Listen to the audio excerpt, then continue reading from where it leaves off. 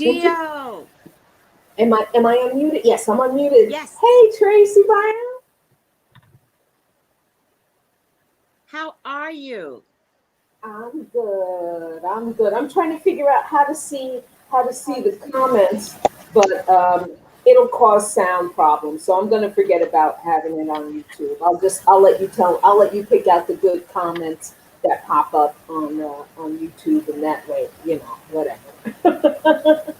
Well, let me ask you something. I see an Sure. absolutely beautiful green spear behind you. What is Oh, that? I have to go this way. This is my blue calcite sphere. This is that I got from Tiffany of Tiffany Intuition. Let me see. Yes. Yeah. Oh, yeah. I love this. I'm in love with it. I'm in love with it. And it's called blue calcite? Blue calcite. And I just got a new acquisition from her. This is pistachio. A pistachio calcite. Can you put it closer to the screen? Yeah.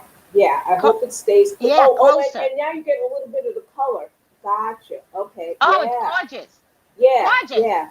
It's like a day on the beach, but like a northern beach. This is the Caribbean beach.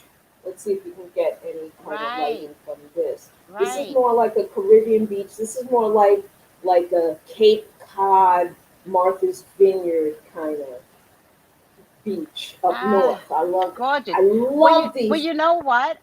Uh-huh. You know what? I was talking to at Tiffany, and I was showing her. I got this from a street vendor, and I was showing her what I had gotten, and Tiffany was like, "Oh my God, I'm selling that. Yes. I'm selling this." Yeah. And I was like, "Girl," she's like, "It's on order," and I was like, "Girl, this is I don't even know what selenite is good for. Let me see. Tiffany, what is selenite?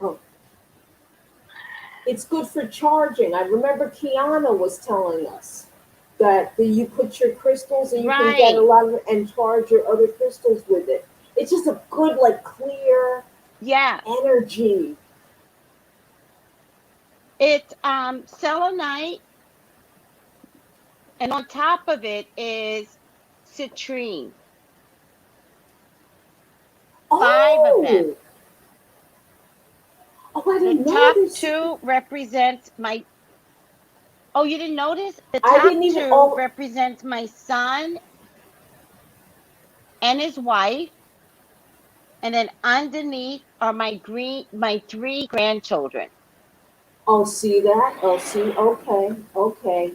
Wait a minute. I don't see the stuff. Oh, now I see them. Now I see them. Yeah. Oh, wow. Yeah. Now you see them. Okay. See, Tiffany. Guess what? How pretty is that? When these come, okay. My money is flying out. Stop that.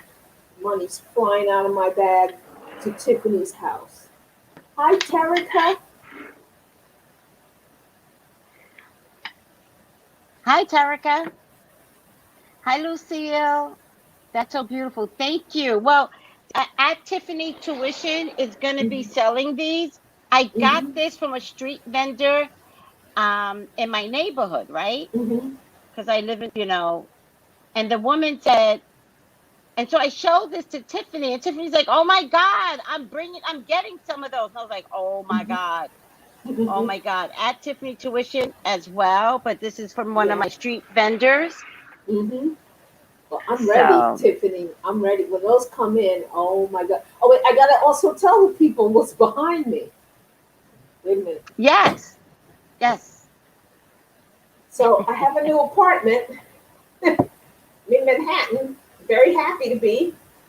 But my situation is very interesting. I have somebody sort of abandoned their apartment, and a friend of mine said, you can have this apartment, and there's a little bit, there's rent discounts and all kind of stuff if I clean up the apartment. So that's what I'm doing, and I'm like digging. There's piles and piles of stuff, and so I got to shout out my girl Melissa. Melissa Burton, also known as @Jatone Burton. on Instagram. Yes. She is doing a kit. The kit is, it's a sugar daddy kit. And she is working with a spirit that she knew, someone that she knew, and her name was Honey. And so I finally ordered my kit last night, and I'm digging through. Oh.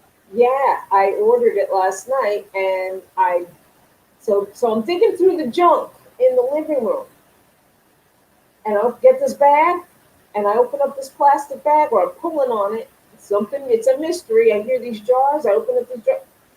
6 jars that have never been filled up, but all the jars, 6 of the jars say honey on them.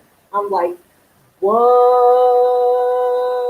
What are the odds? What are the odds? And then each one of these jars are they're able to contain 4 pounds of honey each.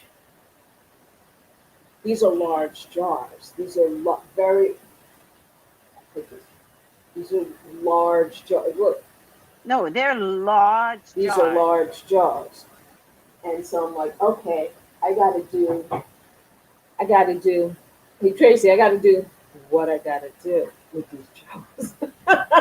So, you gotta do what you gotta do. And what everyone doesn't realize is that when you're in the same grouping of people, the same things seem to bounce off, right? Mm-hmm.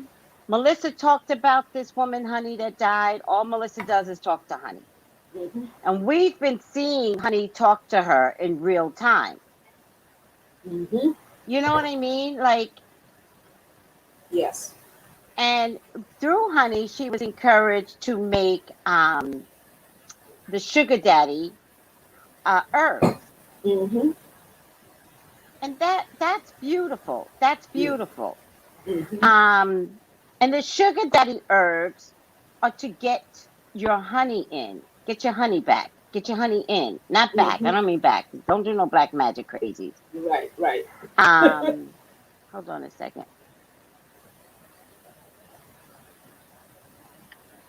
And it's very important to understand, how beautiful all of this is. Mm-hmm.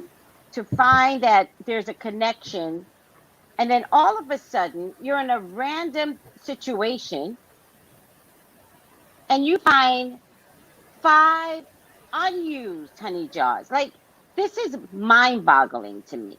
Yeah. This is like 2 hours ago I found these jars. Mind-boggling. Why? Who's mind-boggling? Just got 5 giant empty honey jars sitting around? I got you. And I was telling Melissa the other day, although I can't find the post now, but I can ask my cousin where it's at. I was telling Melissa the other day that somebody posted. I was trying to tell Melissa, one of my cousins that died is named Honey. Right. Okay. Right. I kept saying that, right? And so they never mentioned her name. Never. Right. On Facebook. But they put all of her grandkids, the boys, together. Yeah. And she's like, look at all the boys that came from Honey. And I'm like, girl, you don't, but I guess I didn't take a picture of it because now I can't find it. But I just think it's interesting that there is some similar stuff coming out from this Honey through Melissa. Now you're finding Honey. Somebody posted about, and let me tell you something. This is my favorite cuz. Yeah. When she died, it was a wrap. Oh. It's my favorite cuz. Yeah. When she died, it was a wrap. So my point to you is, honey.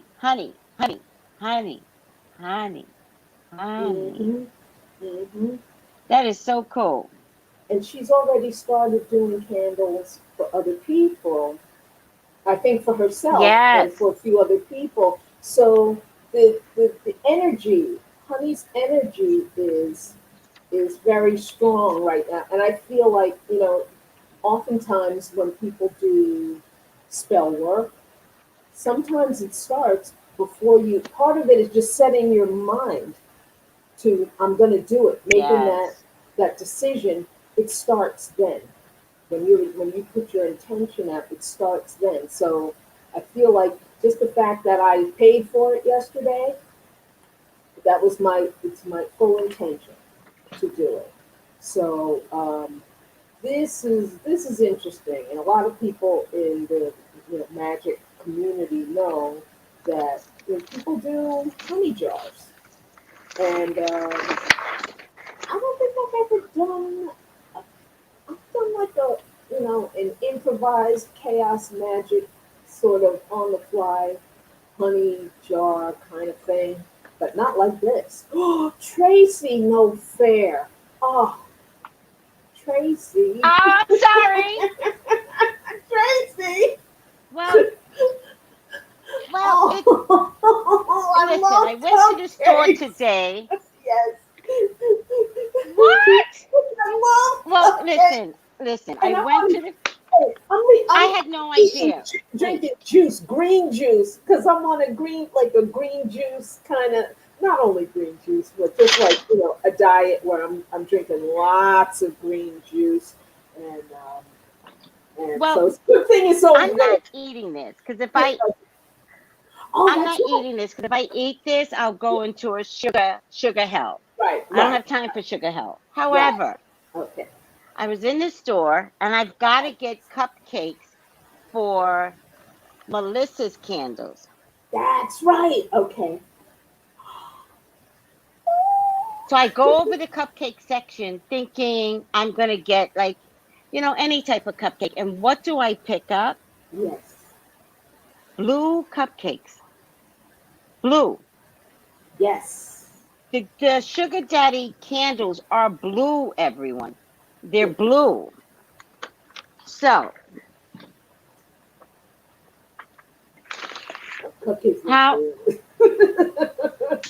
how all this is going to work is I'm going to take some of these herbs. I already did one of these. Mm-hmm. I already did one, right? Yeah. Oh, look at all this lavender. And I'm going to sprinkle all the lavender. You should hold it in your left hand and you should ask God what you want, right? I want to be taken care of. I want to be loved. I want kindness. I want a man. I want a sexual man. All right? I want a man that will spend his money on me. I want him generous to me, right? Okay, so that's how you charge it. And you sprinkle your herbs all around. Doesn't really matter. This, I already put herbs on it. So I'm just going to take this, right? Add a little oil. Hold on. Sure. Still want to eat the cupcake, but I get this. I full on get it. Add some of the Sugar Daddy oil, which is gorgeous. Look at it. Oh, that's Man, right. if this doesn't look like liquid gold, it looks like liquid gold, right? Hold on. Add a little bit.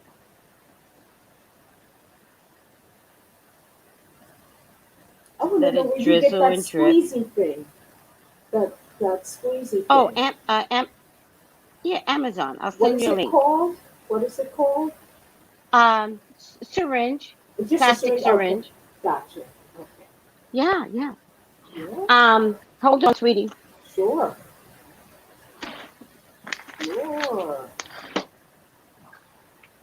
Yes. And this is a little bit of the sparkly that Melissa added. Melissa jam-packed this stuff, by the way. Wow. Okay, see how pretty it's looking? Yeah. All right. And I'm just going to light it. And ironically, I'm lighting it on a new moon because I want a new man. Bingo. Just going to light it during the show. Now, I decided to get those cupcakes because I'm going to Mm-hmm. light it every day. Okay. You know? Yeah. I'm going to Yeah. use up my stuff every Mm-hmm. single day. Mm-hmm. All Mm-hmm. right? So we're Mm-hmm. just going to leave that right there for right now. All right. All right, sweetie. Who Okay. are we talking about today? Oh my God. Well, we have two people. I'm knee deep in a billion charts right now. But um, the two Woods. We're going to talk about the two Woods. Tiger Woods they're and both Woody named they're Allen. both named Woods. The Woods. Stay Oh out my the dark God. They're woods. both named Woods. Ooh. They're both named Woods. Yes. So Talking go ahead, about talk to the me. woods. Talk to me. Okay. So We're talking about the Woods. So what's going on with these well, you men? know that the Tiger Woods got into a car accident. Yeah, he got into a car accident with Yes. that's like 2 mornings ago. Two mornings ago, 3 mornings ago, Yeah, two I think it mornings ago. was like Wednesday. Was it Tuesday or was it yesterday? Tuesday. Tuesday. Tuesday. Yeah, Tuesday. Yeah. And you know, it's very strange to me that he got into this car accident early in the morning. He was actually, I was like, what is he doing driving out there? And, early, but he was actually going to an event, to a photo shoot of some sort. Was he late? No, but when I looked at his chart and I see that how much his Mars is in play in his chart. He's an athlete. He's a super Mm-hmm. athlete. He's a champion. There's some Yeah, signatures one with of a kind. Mars. Yeah, one of a kind, One of a kind sports champion. champion. Yes, Yes. and Yes. he, I suspect he's one of those guys who's got a need for speed. You know, these people who they Hmm. got that heavy foot on the gas, and that's ruled by Mars as well. Oh, interesting. Yeah, yeah, that's yeah. Acceleration, speed. I gotta be the first one there. I'm in Aries, I know that. Then we're ruled by Mars. So, Does that relate to also his speedy recovery? Because I feel like hmm, sometimes he's recovering too fast. is it that he's recovering too fast, or is it like, am I being ridiculous when I say, men are bad patients, that they get up too soon anyway? I know a lot of people like that. It's like when the doctor says, you know what, give yourself 4 to 6 weeks, they up in 2 weeks because they can't stand to sit around, and they feel better, they look better, they can get dressed and stuff, so they feel like normal, but Look, everybody's got jokes. yes, stay Everybody's got away jokes. from the Stay woods. away from the Yes. woods. Stay out the woods. Stay Stay out out them of the woods. woods. Oh, y'all got jokes. Y'all got jokes. Yes, yes, stay out the woods, y'all. So yes, yes. so so yeah. So speed demon, speed demon kind of stuff. Yeah. But at the same time, I noticed people were mentioning and asking questions like, well, wait, didn't he just finish? He had back surgery recently, and questions about whether He or had not. back surgery recently and Yeah, 5 of them all together. that I didn't know either. Okay, okay. So 5 yeah, total. so it's a possibility. It reminds me of when I had some medical issues. The most difficult time was the morning, because if I took some medication at night or whatever, Oh, even wake up the next day, you're still groggy. It's still in your system, yeah. and then if you're a guy who's like, what, I'm tough. I'm already in shape, and I can recover pretty quickly. Kind of thing. Who knows? who knows? You know, we don't quite know exactly what it was yet. But when I looked at this chart, I definitely saw the accident. Um, Definitely saw the accident. Was there was an impact. It's very strange that they're saying, you know, like what happened, because when you look at the car, the way the front of the car is kind of ripped off. Did that just fall off? I don't see Tiger Woods driving a cheap car where if it rolls over a few times, the grill is gonna fall off the front. Actually, Mm-hmm. it was a very I think it was either a Hyundai or a Kia. It Uh-huh. wasn't like what you expect. Oh, okay. I'll check it. But what I can tell you is that it's Yeah. a newer version. Yeah. And they make And cars out of plastic now. Yeah. what saved him, Yeah. because it was such a new version, Yeah. were all the airbags. Right. Right. Right. Mm-hmm. Mm-hmm. There was a center airbag Yeah. that might have helped save his life. Wow. Wow. But you're Well, right. I yeah. don't. Go ahead.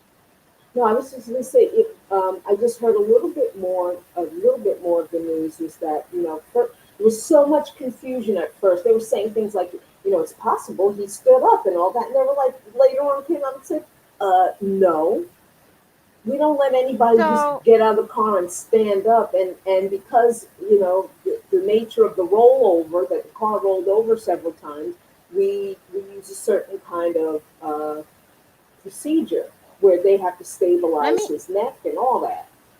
Mm-hmm. let me answer the question for you real quick before you Sure. continue on. Yeah. It's called a Genesis. The It's called a Genesis? Genesis. Oh, the car. The Genesis? Mm-hmm. Hmm. Mm-hmm. Oh, a Genesis? Janet. Those are expensive. Uh-huh. Those are luxury Yeah. vehicles. I never So heard I never I, heard of it. they're, you know what? They are a new car brand. I'll say the first time I saw one was definitely within the last 6 years, and it's a luxury brand. I remember Mm-hmm. seeing like Genesis. I know what kind of car is that? I thought it was a version of a Well, different one, but it's a yeah. I have to tell everyone, go out and get a Genesis, because it might be luxury brand, I hear you, but Mhm. it saved Tiger Woods' life, literally, Mhm. Mhm. Mhm. off an embankment. Like, what is Mhm. that? It ran off and it didn't see. You know what? I gotta watch. I gotta catch up. Catch up on this crash. 'Cause I didn't see an embankment. I was like, what? Did he crash into something that the front came off? That's an expensive car. But regardless of the car and the price Yeah. and all that stuff, there was an impact. He sustained an impact and it damaged his leg. And I find that interesting also because in being a Capricorn, he's had problems with his knees. He's had knee surgeries and all that over the years. Capricorns, their Mm-hmm. health issue tends to be knees, bones, teeth, and skin. But yes, knees are definitely a thing for Wow. Capricorns. And the fact that this time, Right. this particular car accident was, it we heard that his ankle was crushed. But today I just heard, or I should say yesterday, it was an old broadcast at the news on a morning radio show. His leg sustained several large breaks. So they had to, with the surgery, they had to put a rod Yeah. in his leg to stabilize it. So I'm like, well, that's fascinating that that his leg was kind of smashed up and banged up and everything. Um, but you know, I want to know Yeah. what is it? What I wanted to. I looked at his chart and was like, what is it about him and his car accidents, and also the fact that the last car accident he was in was Mm-hmm. 11, 12 years ago. Well, it was 2009. I believe it was December. It was definitely December of 2009. So, Mm-hmm. so we are looking at now. Let's see. Yeah, that's 11 years ago. I Mm-hmm. am going to kind of push it a little bit, say, and say 11, 12, because Jupiter has a 12-year orbit. Has a 12-year orbit. And Jupiter tends to expand certain energy. It expands energies. It's excess. So, like, once again, 12 years later, this same type of influence, it had to do with the planets Saturn and Mars. When you have, in your chart, when you get, and usually, most often it's when Saturn makes a stressful relationship to your natal Mars. You usually get a stoppage, an abrupt stoppage. If you think of Saturn as a brick wall or a boundary, and Mars is the action and the speed, here you go. Get an impact, get a crash. It's not always that. However, I don't want to send people into fear. Oh my God, when is my next? You know, it's an influence that can stop actions. Sometimes you want actions stopped, even if it's in a stressful way. I believe that right there. Yeah. I believe something was going on, right? And unconsciously, he needed to stop something. So when you say sometimes you want the action to stop, that's what I'm pulling up more. There was something going on that he didn't want to participate in, couldn't participate in. Okay. I'm just going to look at his chart while you're talking. So if I look weird, because yeah, and it looks like it was a split decision. Like even getting behind the wheel, even like it looked like it was a last minute decision to drive. Because the other thing that I'm getting is that the curve, this is psychologically, you're doing astrology. The curve, this wasn't his first time at the curve. So he kind of knew that this was an awkward curve. He kind of knew it already. But go ahead. No, go on, continue. Oh. Thank you. The ghetto cooking show. I knew I heard Hyundai somewhere. It's in a Hyundai family. I'm not crazy. I know I heard Hyundai somewhere. It's in a Hyundai. So it's probably their most newest, like you say, Geo, newest version of luxury, cars. Okay. Gotcha. Okay. Because I thought I heard it. I was like, it's either Kia or Hyundai or something. Right. I'm not crazy.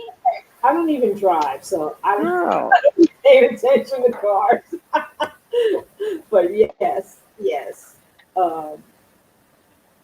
And yeah, there's some interesting. There are transits that are like sneaking up on him in this strange way. That I was like, well, is this too early? It's like, well, it was triggered somehow. The part he's like about to go through like transition with his, and he's in the middle. He's been going through it, but now it's really huge transition with his health in general. All together, probably the back thing. Now he had, like you said, 5 surgeries. This particular, he had the backwards version of this solar arc between Saturn and Mars. He had the reverse of it 2 years ago when the back surgeries started. So this time it was, it's Mars to his Saturn. It was Saturn to his Mars. You also get surgeries when people have stressful Mars and Saturn relationships that occur in the chart.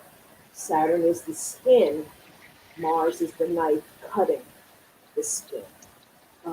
So, you know, he's had that, and now this is like another version of that. And this time it's a whole lot more intense, as right now we know, I'll just say it as if we all know, that currently Pluto is in Capricorn. His Mercury is also in Capricorn at 26 degrees Capricorn. Right now, transiting Pluto is conjunct his Mercury. And his Mercury is the main, his Mercury rules his first house, which is Virgo. Virgo, Mercury rules Virgo. That's a major health center of our chart. So he's having, it's like an overhaul, health overhaul. This is going to take a while between the back and the and his health. Also, Mercury rules walking, short distance travel, but walking. His leg is out of condition. So there's going to be, I suspect, you know, deep therapy. It just came to my mind that one of my aunts had, she kind of had a bad back and had to have double knee surgery. I don't know if her rising sign was, but she had to have double knee surgery, and it took longer than usual for her to get back to walking, because the back and the knees at the same time is just like a nightmare. So who would do that? What doctor would do something so stupid?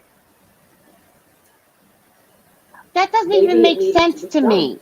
Why would a doctor? No. That's crazy to me. You can't operate without either one of them. That's why they try not to do two knees at the same time. Even if both knees are bad.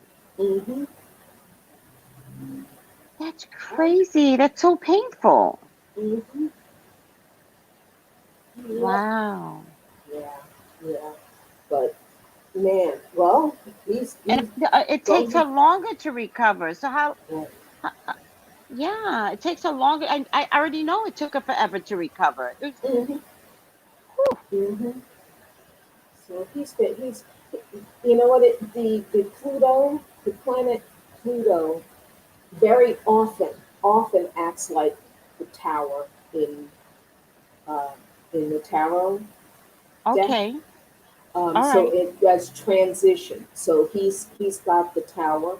It makes sense in a car accident or like that. Yeah, that's like tower. Hello, tower.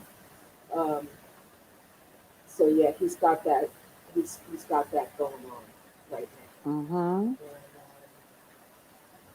And so I don't know how long that's going to take him, but he's also, it's not there yet. His Neptune is not to his 7th house of partnerships yet, but it's coming up. It's coming up. Didn't he remarry? No. He has a girlfriend, though. No, he has a girlfriend. I think. No, I don't think he's married. He's a girlfriend. He never remarried. Never remarried. Okay.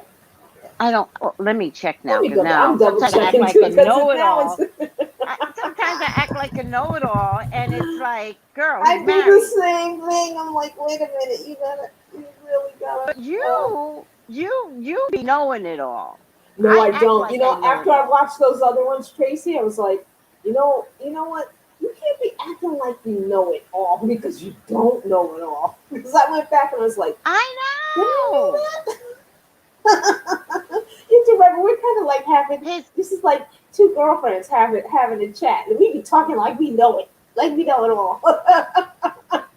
And, his wife, I think his wife remarried. I don't think he remarried. Yes, she remarried, and Interesting. His residence is Jupiter Island, Florida.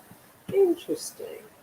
Okay, let me see. We got his name. That it's Jupiter, right? Yeah. You say it's interesting because it's Jupiter, right?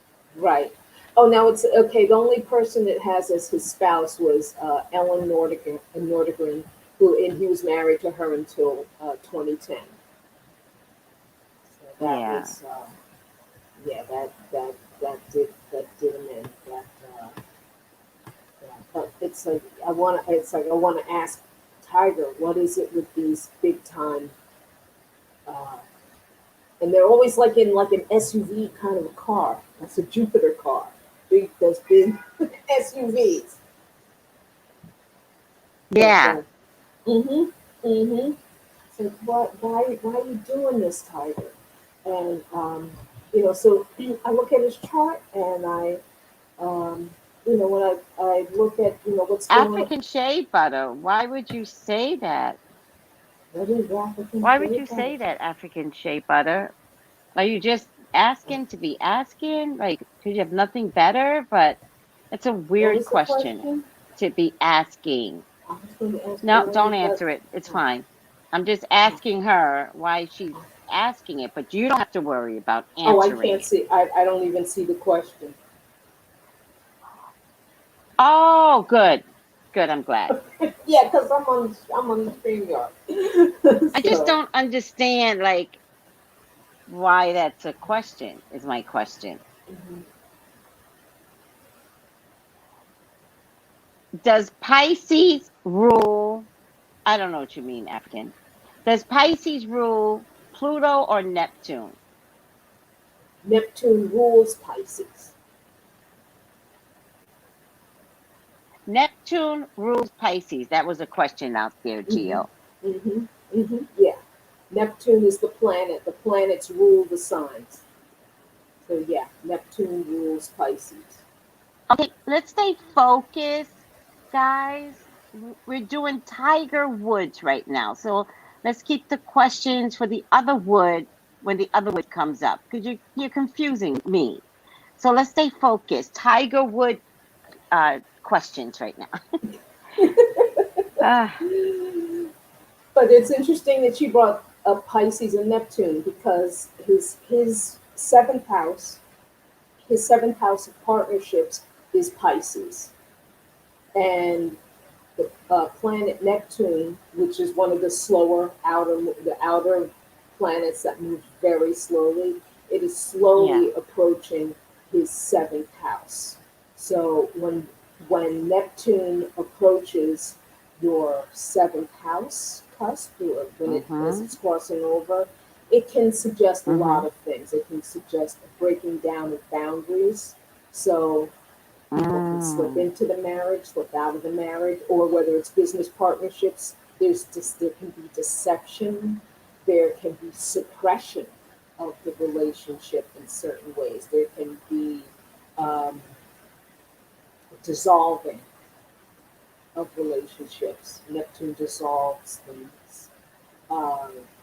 So whatever relationship he's in right now, it can also be that someone that he's in relationship will need his assistance, or he will need their assistance. It's very much like, someone who, you're in a relationship and all of a sudden your spouse needs a wheelchair, or needs, deep, intensive care from you, from their partner or their partners. So, so are you saying that this is so debilitating that he might need something like a wheelchair for a long period of time? I don't know, but looking at what's going on between his back, between his leg and his ankle, it's a possibility that he will need care either from partners. There will have to be some type of partnership for an intensive kind of caring, possibly long-term care. You know, Not a Geo, guarantee. There's all can you kinds of. see in the chart? Uh-huh. Can you see in the chart? Mm-hmm. Because at Tiffany Intuition stated earlier up that he was going to have a 6th surgery. Okay. Okay. That makes sense to me. Is there an addiction? Okay, good. So, is there an addiction somewhere first, Mm-hmm. but it's under the disguise of surgeries? Like him going to rehab instead. That makes sense. That makes sense to me. Let's see.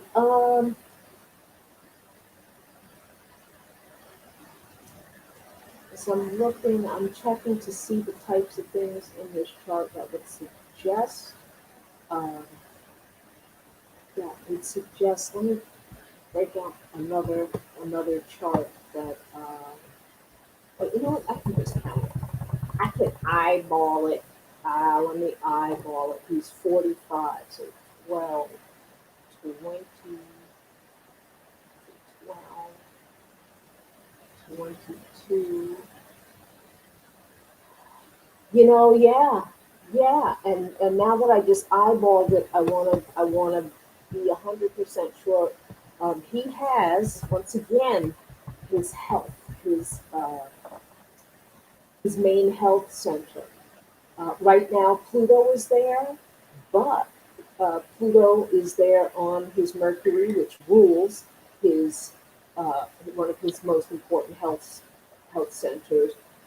Uh, However, in his solar arc chart, which is like, okay, let's say this is your chart uh, from the first year you were when you hit 4 years old. Let's say your sun is at 8 degrees Capricorn, just like Tiger Woods.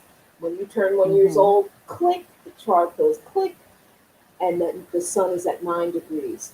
You turn 2, click, it's at 10. So he's 45. Click, click, click, click, click, click, click. So it's at 45 degrees.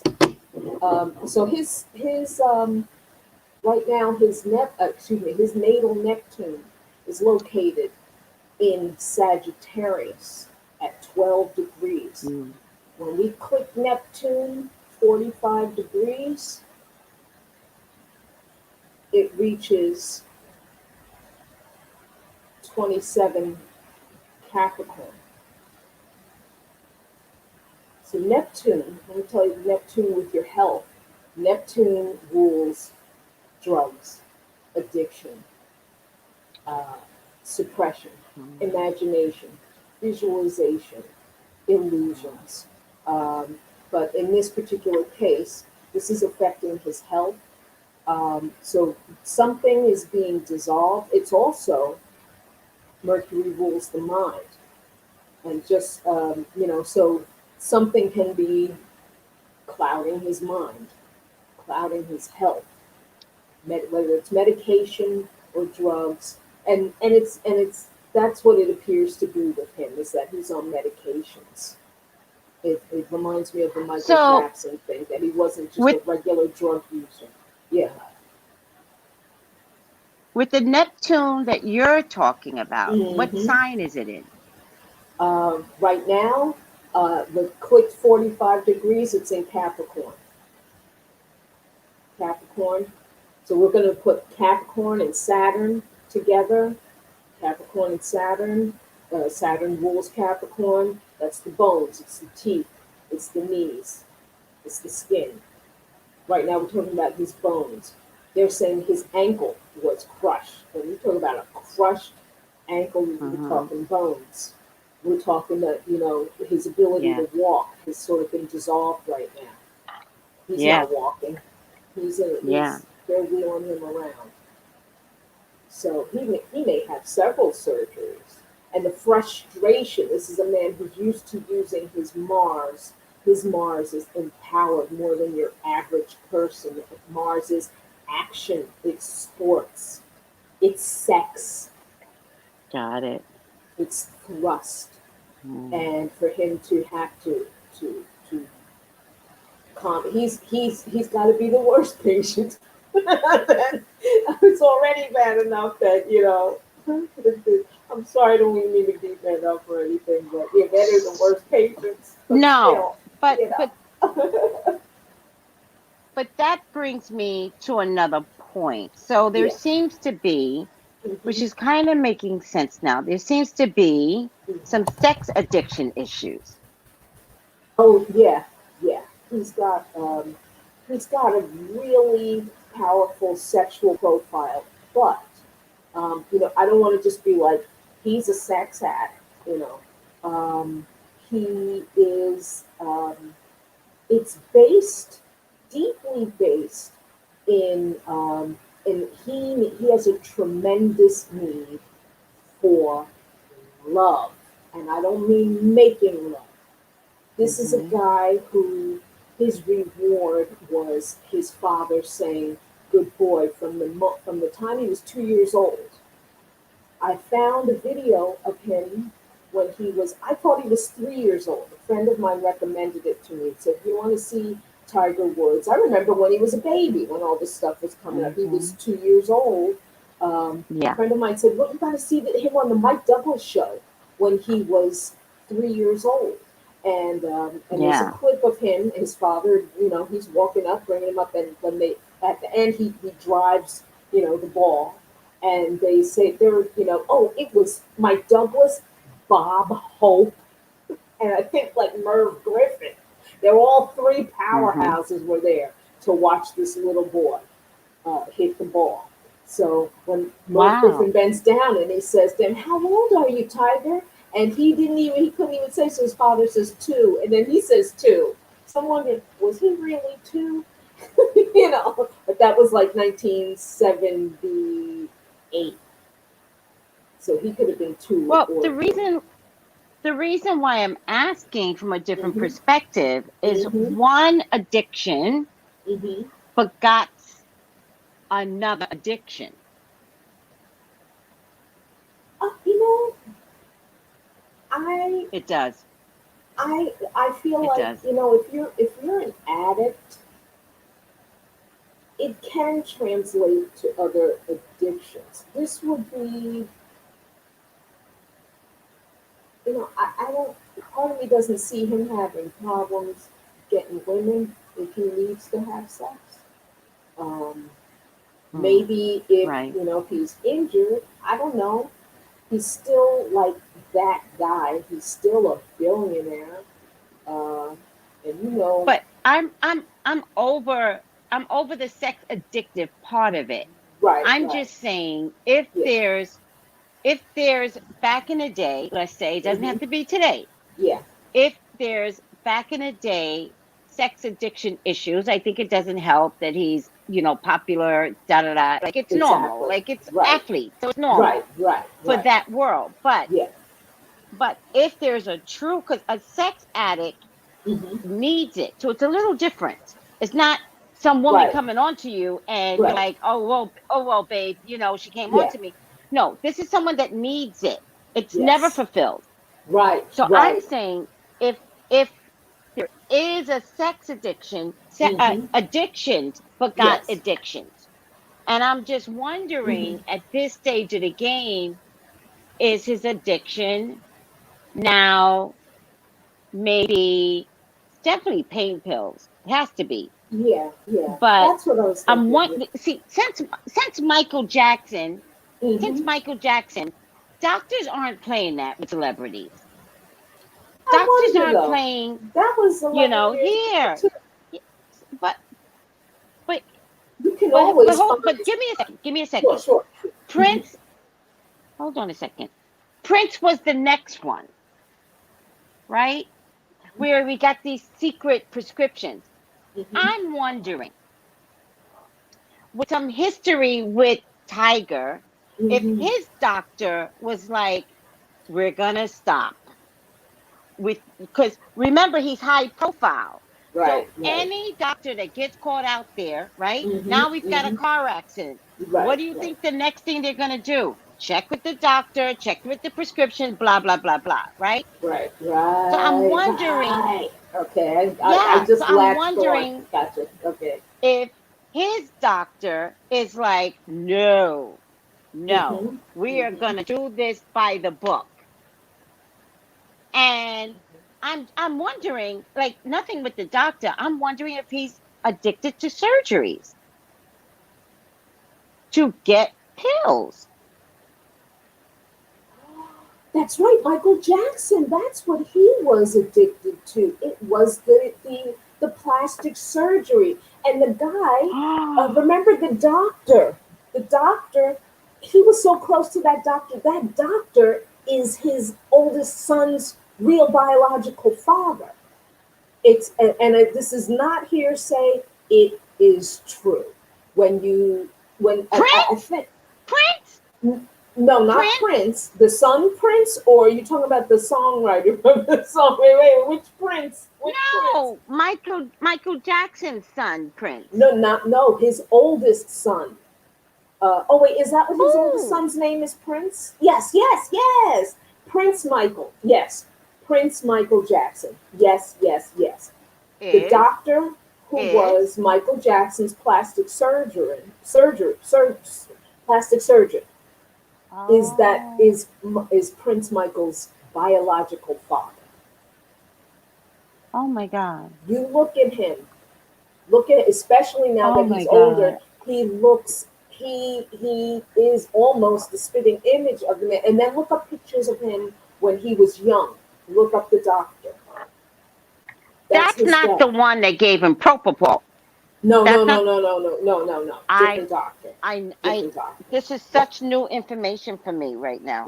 Yeah. This is brand new Oh, information. I didn't mean to I'm like, shock you I can't. about Michael. Oh Yeah. no, I'm like, Yeah. I can't right now. Now I don't know And if so that what you're doctor saying is is. Michael Jackson. Mhm.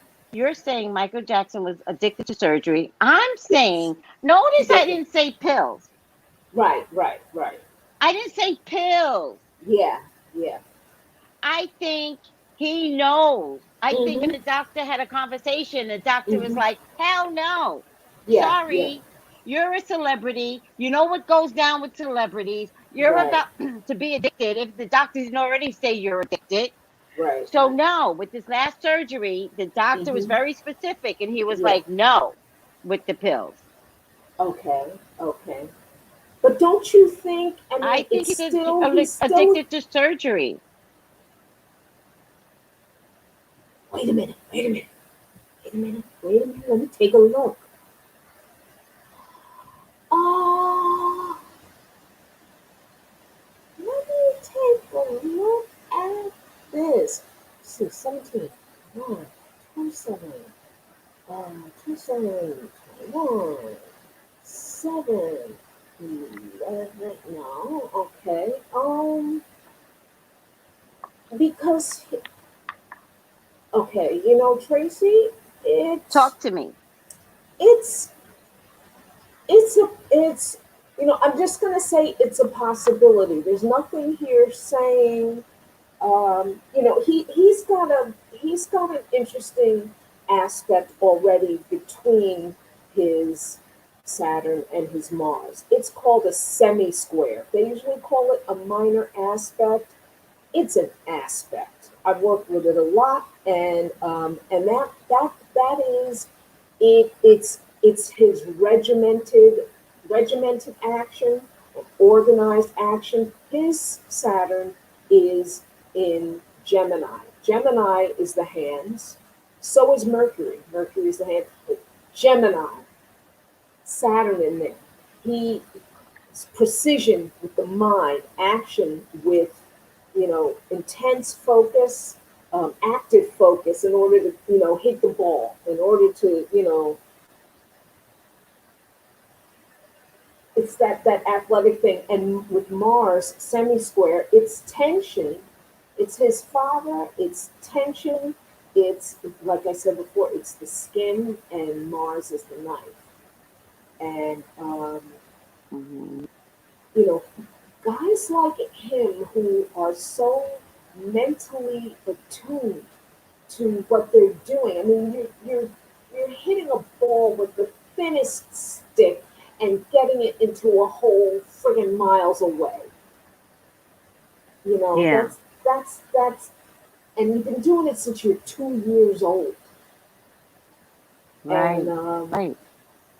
but these things, they mesh with you. They really definitely mesh with each other. This, it can also be like an exercise. You know, these are people who they need to work out. Um, I wouldn't say the that in particular is that, I don't know if it's an addiction to surgery, but his Neptune is definitely connected to his Mars.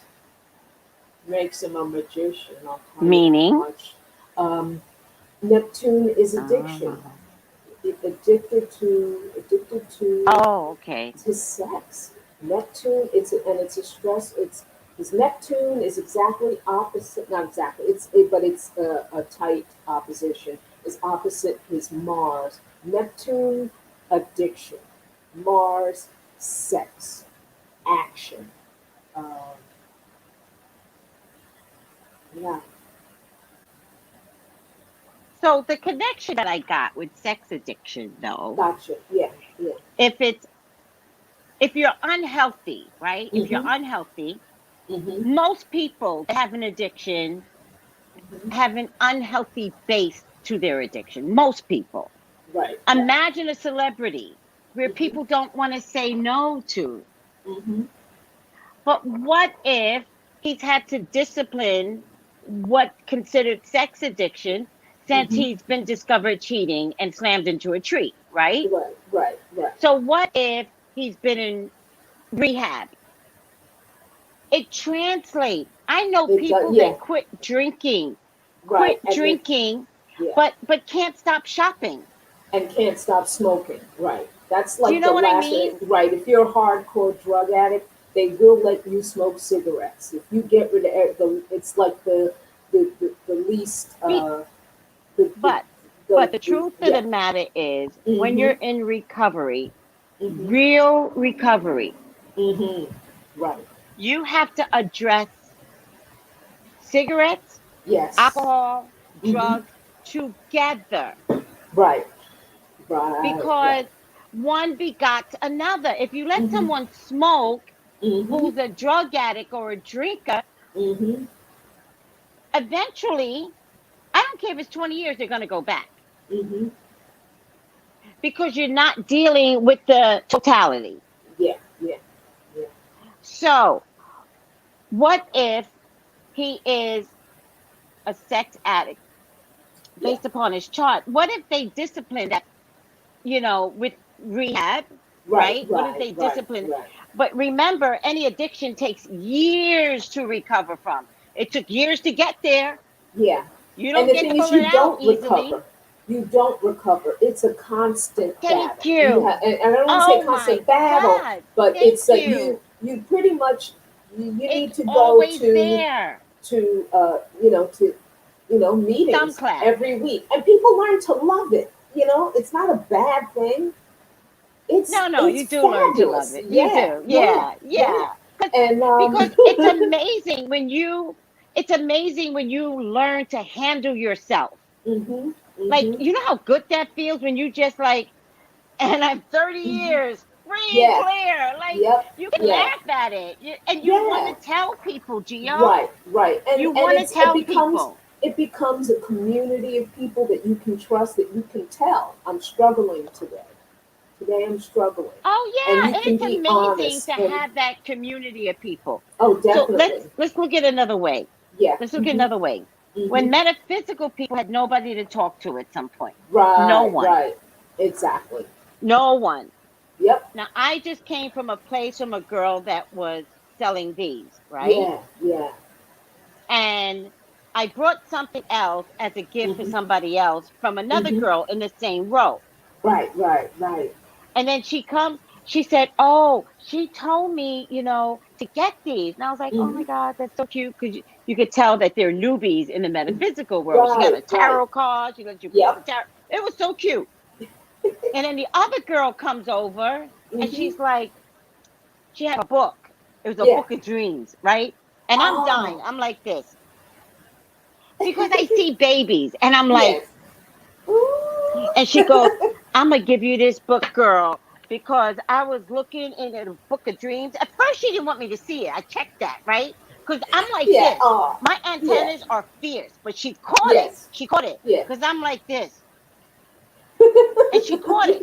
And so she did like she said, "Girl, let me." And then she looked at me, and then Yeah. she took the book like this, and I was like, Lord, Lord, let me see that book. Yeah.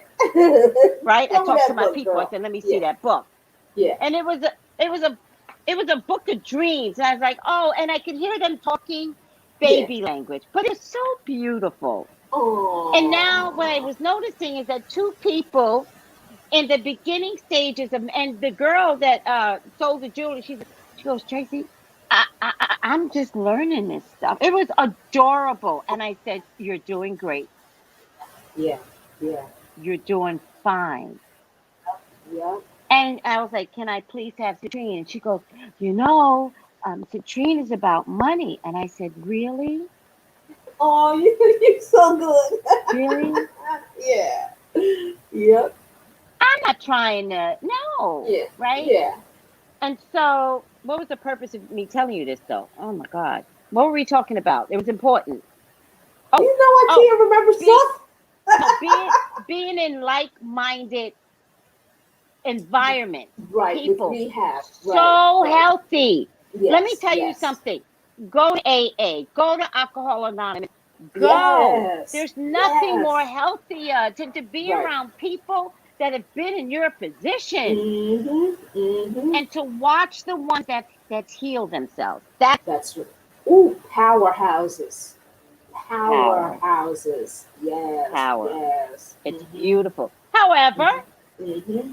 I know people that's recovered Mm-hmm. and they can't stop shopping, Geo. Gotcha. Gotcha. Yeah, There's yeah. they just translate the energy, and I don't know what Mm-hmm. that energy that Right, what that right, is. I don't know right, what that right. feeling is, Yeah, yeah. but they just translate it. Mm-hmm. Mm-hmm. Mm-hmm. Sometimes they well, I was gonna say sometimes it translates to gambling, Mm-hmm. unless it's lottery. Unless it's Mm-hmm. lottery, they can translate it to that type of gambling. Mm-hmm. Mm-hmm. But casino gambling is associated with what? Sex, cigarettes, drugs. Okay. Right, right. It's all within the same when you gambling, you It's in the drinking and you building. smoking cigarettes, right? Yeah. Yeah. It's in the That's what that building. that lady you want to push off your machine when you go to Vegas. She said she been on my machine for an hour. I've been waiting for that machine, and she just sitting there drinking her martini with her fierce She blue hair. ain't moving.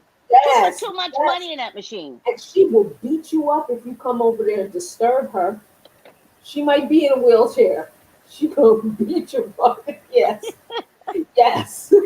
But my point to everyone is that the drug translates.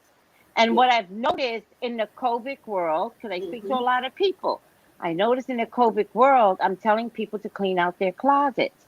Why am I Mm. telling people to clean out my closet? Because I had to clean out my closet. I had to do Don't let me do it. it alone. However, I ain't doing it alone. However, when it comes up for someone to clean out their closets, you know what they always say?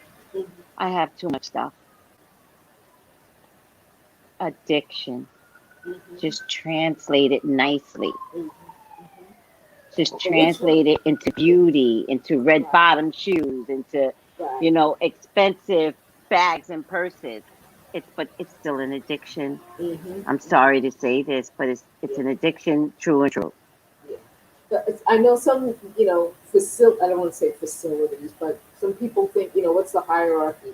Shopping may not kill you as fast as heroin's going to kill you. You know what I mean? No, no, no. And Yeah. listen, I'm not like saying one is bad over the other unless you're spending your Okay, husband's right. money and Addiction you is don't have addiction. mortgage. Yeah, yeah.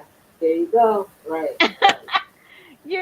You might take Mm-hmm. mortgage money and think you're gonna get it back. Mm-hmm. And you Mm-hmm. spend it and you don't tell your husband or your children, Mm-hmm. Mm-hmm. Mm-hmm. and before you know it, Right. We done Right. lost 6 months rent. Oh, Bridgerton. I just finished Bridgerton. I won't give away. I won't give it away. But I just finished. No. Did you watch all of Bridgerton yet? I ain't saying nothing. One night. One night. One night. A what night? Oh, it's on No. Netflix. Oh. No. No. In one night. Oh, yes. Yes. Yep. What? Yeah. Couldn't sleep. Couldn't sleep. Mm-hmm. I was like this the whole time. Yes. I was like, no, don't do it. I wasn't even sure if I went to the bathroom. I probably wet the bed. I was like, yes. and then I had a glass of wine, and wine puts me out. Yeah. No, wine, I get wine, and listen, one glass, and I'm like, hey. Right. It's called a cheap date, and I'm a cheap date. I'm a cheap date, and I'm leaning back, and what you got? What you got? Yeah, right. I was like this with the wine. I was like this. Yep. I was mesmerized by Bridgerton. If y'all ain't watching Bridgerton, you ain't awoke. You ain't woke. You want to tell me you woke? You ain't woke? Bridgerton is everything. It was everything. Watch the show. It was everything. I was like, hold on a second. Just getting back on track. Hoarders. Okay. Yes, hoarders are addictive. That's very addictive true. Personality people. Yes. That's right. That's right. Oh wait, Tiffany, our jewel lady. Yeah. She's like, I love Bridgerton. Get on with Tiffany. Let me tell you something. Yes. ABC. Yeah. ABC screwed up. Yes, they did. When they let Shonda now go. You know why she's on Netflix, right? You know why she's on Netflix, right? Now I know she left ABC. What did they do to her? Let me tell you. She went to Disney World with her family. Yeah. And she called Disney executives. And she said, I've got a few extra people here. Can you comp me some tickets? And they said no. They said you can afford it. They embarrassed her. Who does this? What's that video? I don't even know, but I love you doing it. I love you doing it. They embarrassed her in front of her family. Like, she's an executive and she's a powerhouse. And she's like, let me make a phone call. Don't even worry about it. She is scandal. She is 3 No, like shows. 11 years of no. Get Away with Murder, Grey's Anatomy. This on for like 15 years. 15 years. Since 2005. Everything in Scandal was the whole Trump administration. This woman is the shit. Yep. They said no. And she said, bye. See ya. Wouldn't want to be ya when you see me at Netflix. Bye, ABC. Wow. Bridgerton is the Bridgerton guy. You know what I liked about Bridgerton? Let me tell you what I liked about Bridgerton. This is what a master she is. Oh, I'm so glad we get to talk about it. She never brought race into it. Right. She never brought race into it. And at first I thought, okay, how's she gonna do this? And me too. And as I was halfway through it, it vanished. When you didn't see done it the right way, you didn't vanished. see it. You didn't see it. It wasn't present. It was present in my soul. Right. It was just people with problems. Yes. People. It wasn't black people with problems. It wasn't white people with problems. No. It was people. And it was beautiful. Yes. And I was waiting for the racism to show up. I was waiting on bated breath in the beginning episode. I was waiting. By the time the show ended, I forgot what I was waiting for. The show was so good. That's right. And it vanished. She never brought race. Never, not once. And it's like, as Black people, we Tracy, look at that, the cupcake. How's that doing? Oh, okay, I see. You got 2 points. Oh, I thought the cupcake was on fire. Okay. The cupcake's on fire. No, sweetie, the cupcake is on fire. Okay. I don't mess with spirit, but you saw what kind of plate I put it on. I knew not to put it on a napkin. Right. Something told me, don't put that cupcake on a napkin. Right. Right. The cupcake is on fire. Now look at spirit. On now fire. I got this cupcake's on fire. now I got 2 lights. There you go. No, notice that. Now I got 2 lights. Yeah. Couple. There's symbolism in all magic, guys. Symbolism is all. Now I got 2 lights. This is my sugar daddy. So abundance. Okay. Ooh, yes. Yep. Yes, it's on fire. You're like, it's going to be on fire. Yeah, it's on fire. You have to remember, from my perspective. But notice where I am. Oh, okay. Yeah. Yeah, well, but I've been doing this. I've been doing candle magic. Yeah. Like, since God knows when. But notice where I am. Yeah. Nothing is around. Nothing's around. Exactly. No curtains. No nothing. I am safe. Okay. And I'm watching. I got all eyes on my candle. Yeah. Oh, so Geo. Yes. I got a favor to ask you. Okay. One, I want you to remember that you are fantastic. Oh, okay. I'll fantastic. Thank you. We'll start there. Okay.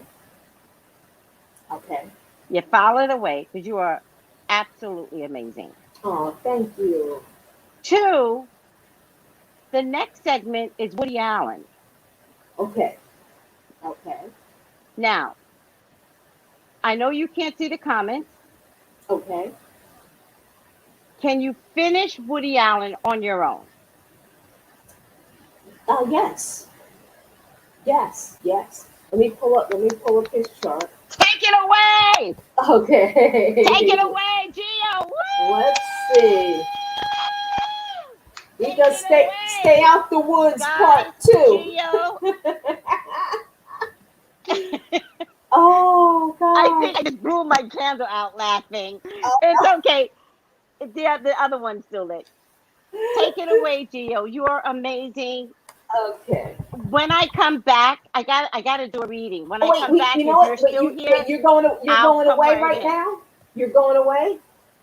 You're getting off camera. Is that what you do? Yeah. Okay, wait. Before you go away. Yes, I'm gonna put you on solo. Wait, before you do that, I need to take a tiny break. Is that okay? Can you give me 2 minutes? Go take a break. Absolutely. Okay. Go take a break.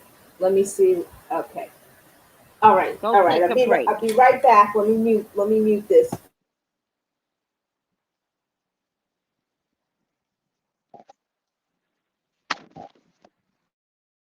Hi, this is Tracy. Hello? Hi, what's your name? That's okay. What's your name? And deny it. Before we get started, where did you pay?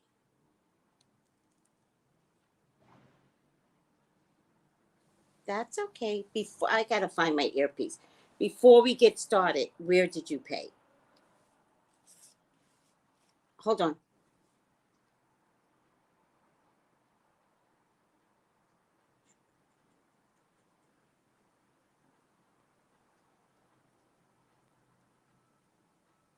Oh, I see.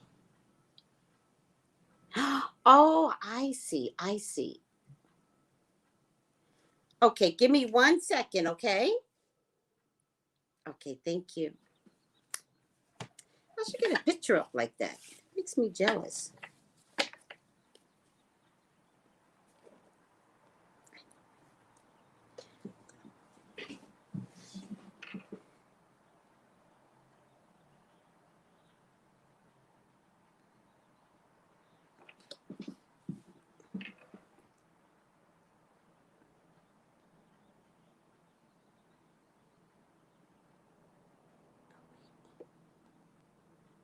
No.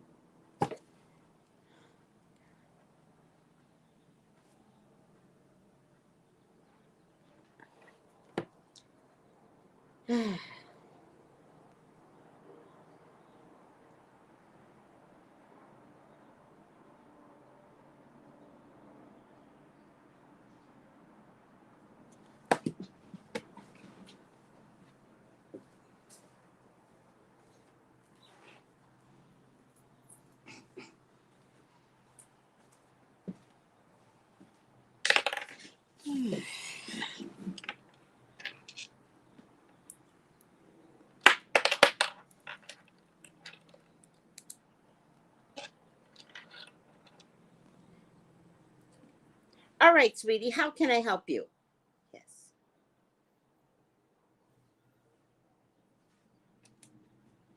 Okay.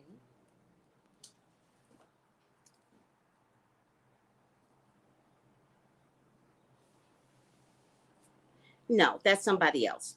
You can ask as many questions as you want with me in the time frame. What I'd like to do is, if you have something serious, ask that question. Is there something serious going on with you?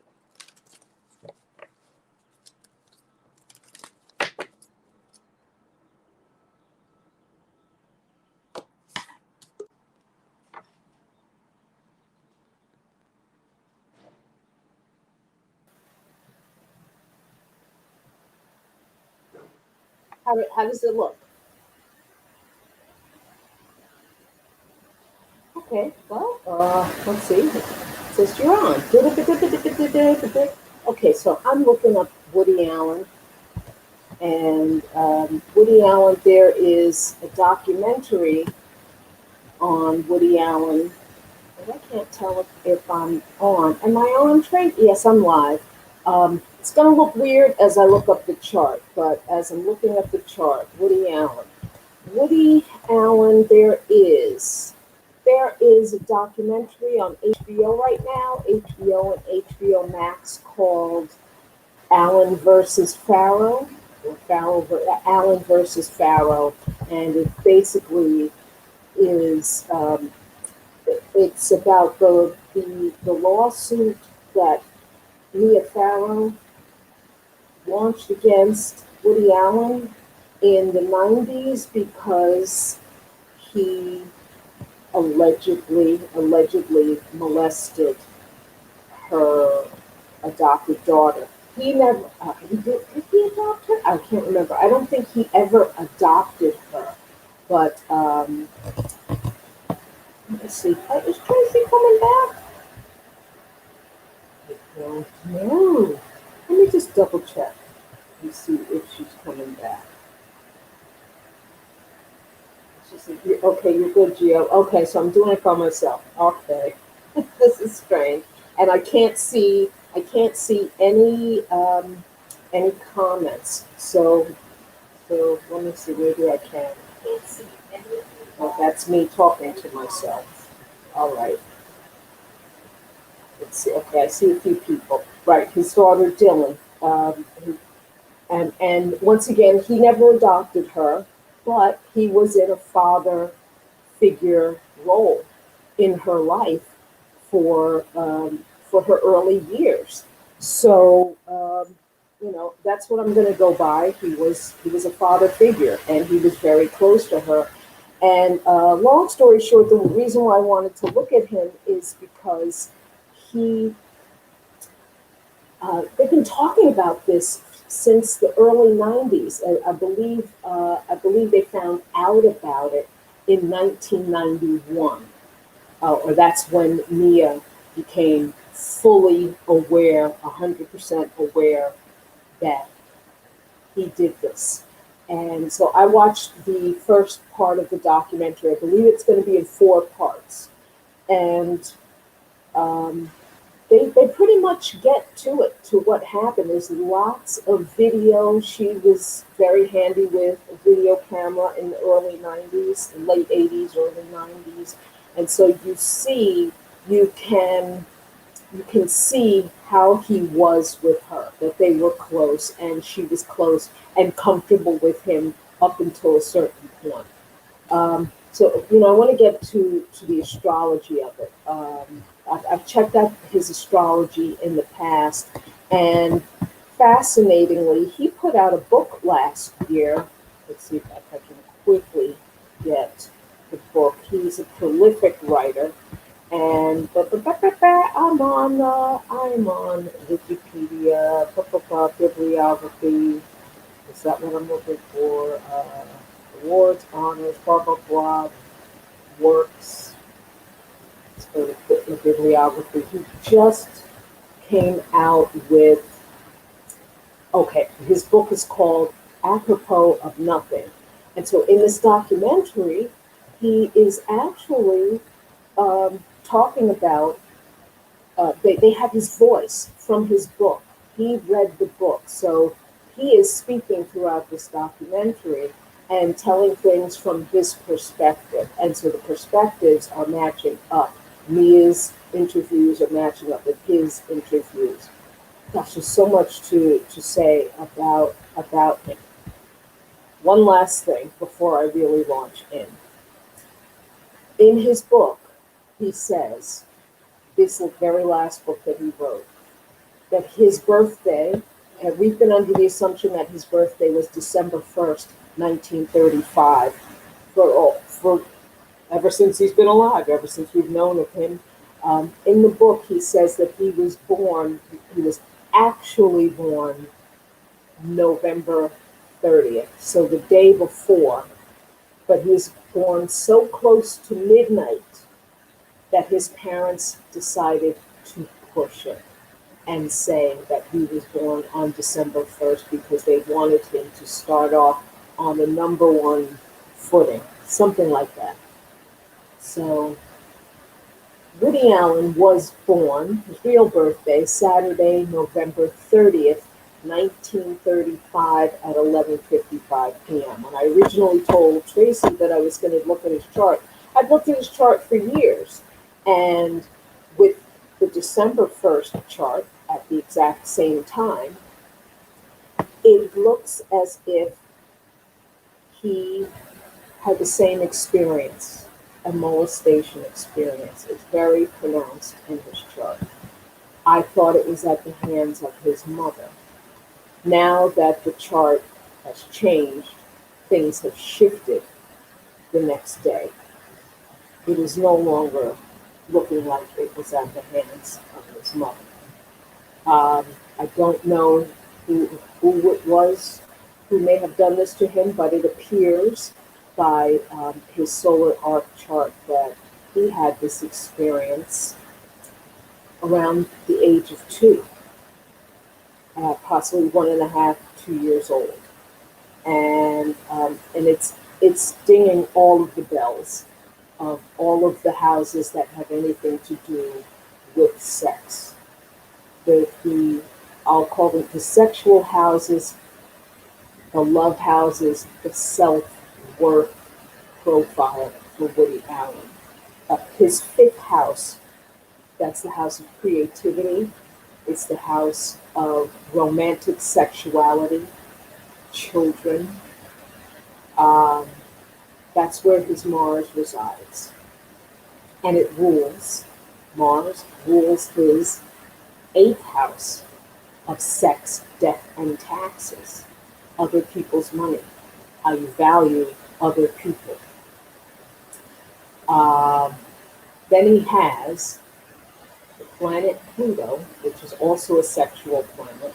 Mars is a sexual planet. Pluto is a sexual planet. His Pluto is located in the 11th house of love received, friendship, hopes, wishes, and dreams. Okay, and it is now at this moment that I'm realizing he's got a bit of a grand square, which is a lot of tension in all 4 houses dealing with the self-worth profile. His Venus, which is also a sexual planet, we will not get it twisted. is in his second house. The second house is the house of self-worth.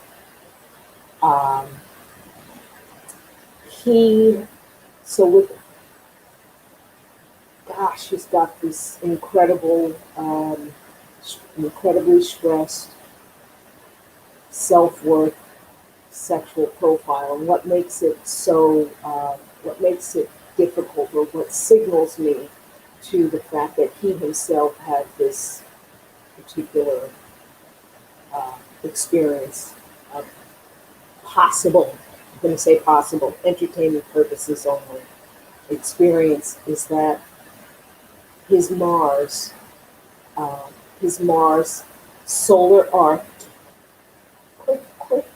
two clicks, and he was 2 years old, to an exact opposition to the planet Pluto. These are two powerhouse sexual planets, and for this type of movement to occur at the age of 2 within the sexual houses, and ringing the doorbells of other sexual houses and sexual planets in his chart, is a strong suggestion that he had an early sexual molestation experience.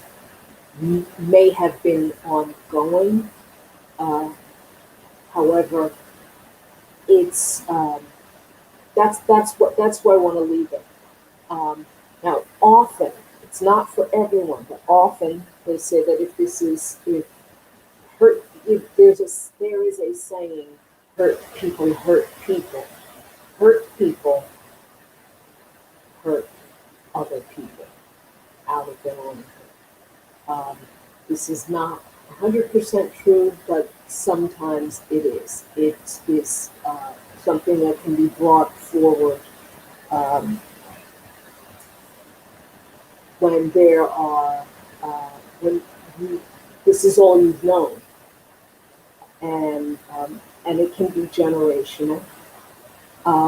One thing I found fascinating about Woody Allen, I'm going to take a look and see if I can still see if anybody's. One thing about Woody Allen in this documentary, I found it fascinating that Mia Farrow says when they first got together, and she asked him how he felt about children. She wanted him to move in, and he said no. He has never been interested in having children. He said he didn't know really how to, well, he gave the impression that he didn't know how to relate to them, and that he preferred his life that way. And he continued to give her this message. Which leads me to, when they tell you, when somebody tells you who they are, please listen to them. Please listen to them. This is a man who he was telling her, I'm not interested in children. However, she went on to adopt another child. She adopted Dylan, and she had Satchel Ronan, who we now know as Ronan Farrow, the great journalist, her son. So they are close in age. I believe Ronan is a year younger than Dylan, who is the daughter in question. When Mia adopted Dylan, Woody became very close to her. He became very attached to her. Even though she had other children before, a whole another sort of large group. She's altogether, Mia Farrow, as adopted and biological. She's got 14 children.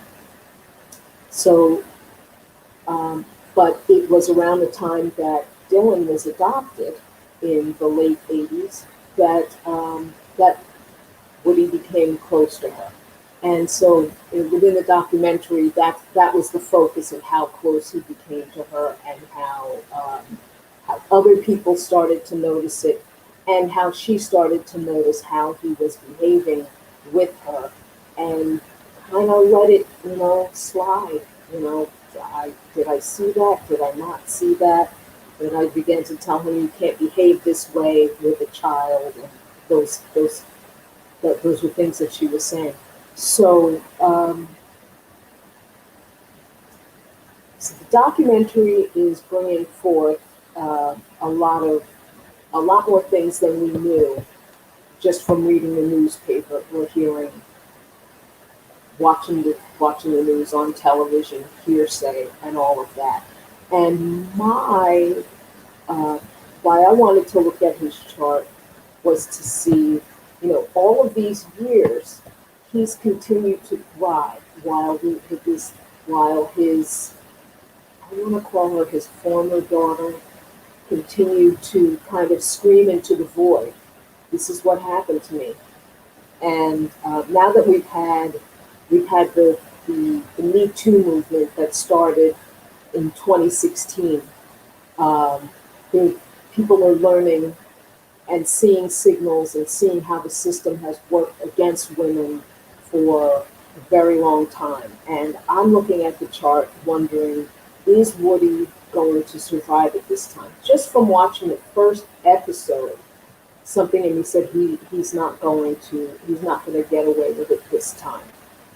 Not that he is up for, he's not in court right now. There's nothing going on, but I wanted to check to see if his empire is going to fall.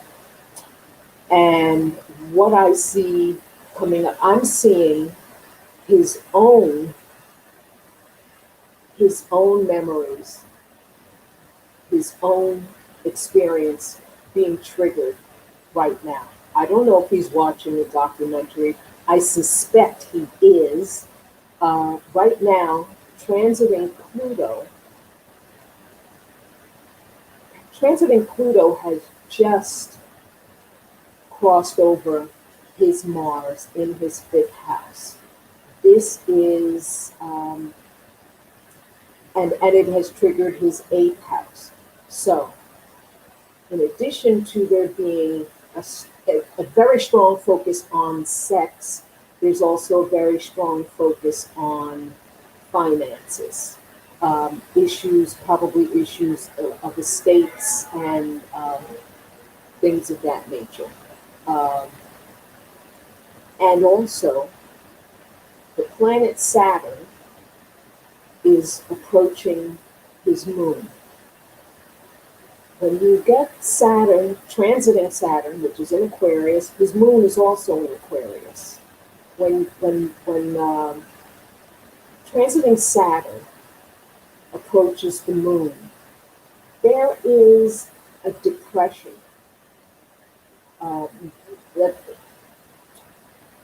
It's a depression of the needs, a drying up of the needs, a drying up of emotions, or even just a depression of the emotions.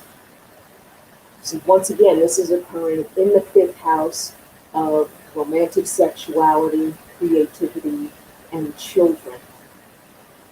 The moon rules children. The moon in Woody Allen's chart also rules his 11th house of receiving love. When Saturn rolls over his moon, there will be a drying up of the love that he receives.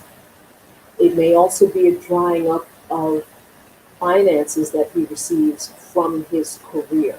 The 11th house also represents what we receive from our career, our income from the career. So what I'm seeing, what I think that I'm seeing is an empire that is coming down for Woody. And that's what I'm seeing. When I was looking at his, I think it was in the very first sentence in his Wikipedia, actually, and it was on, it was astro.com that I saw it. Let's hope that it comes back up the way that I wanted to come back up. Why is everything going so slow? Can people still see me, or am I frozen? Nope, I still see myself talking slowly. see here. Barbara Williamson saying he might flee the country like Roman Polanski did. Magical Mermaid is saying 1992, she was 19 or 20 with Liam Neeson at 39. Oh, I don't know who that is. Oh, are you talking about Mia Farrow? I guess, yes, he's the American Roman Polanski. Mia Farrow starred in Rosemary's Baby. Right, that's right. I forgot that. I forgot that Roman Polanski. Roman Polanski directed that. Ironic, yeah, yes. Let me just get back to this chart. For some reason, my computer's going a little bit slow, but that's okay. I'm just going to pull up what they said.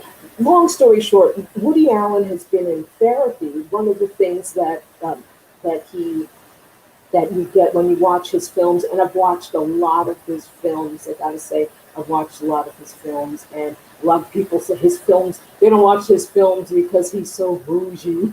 He comes across so bougie or bourgeois. If you're really bougie, you say bourgeois. But that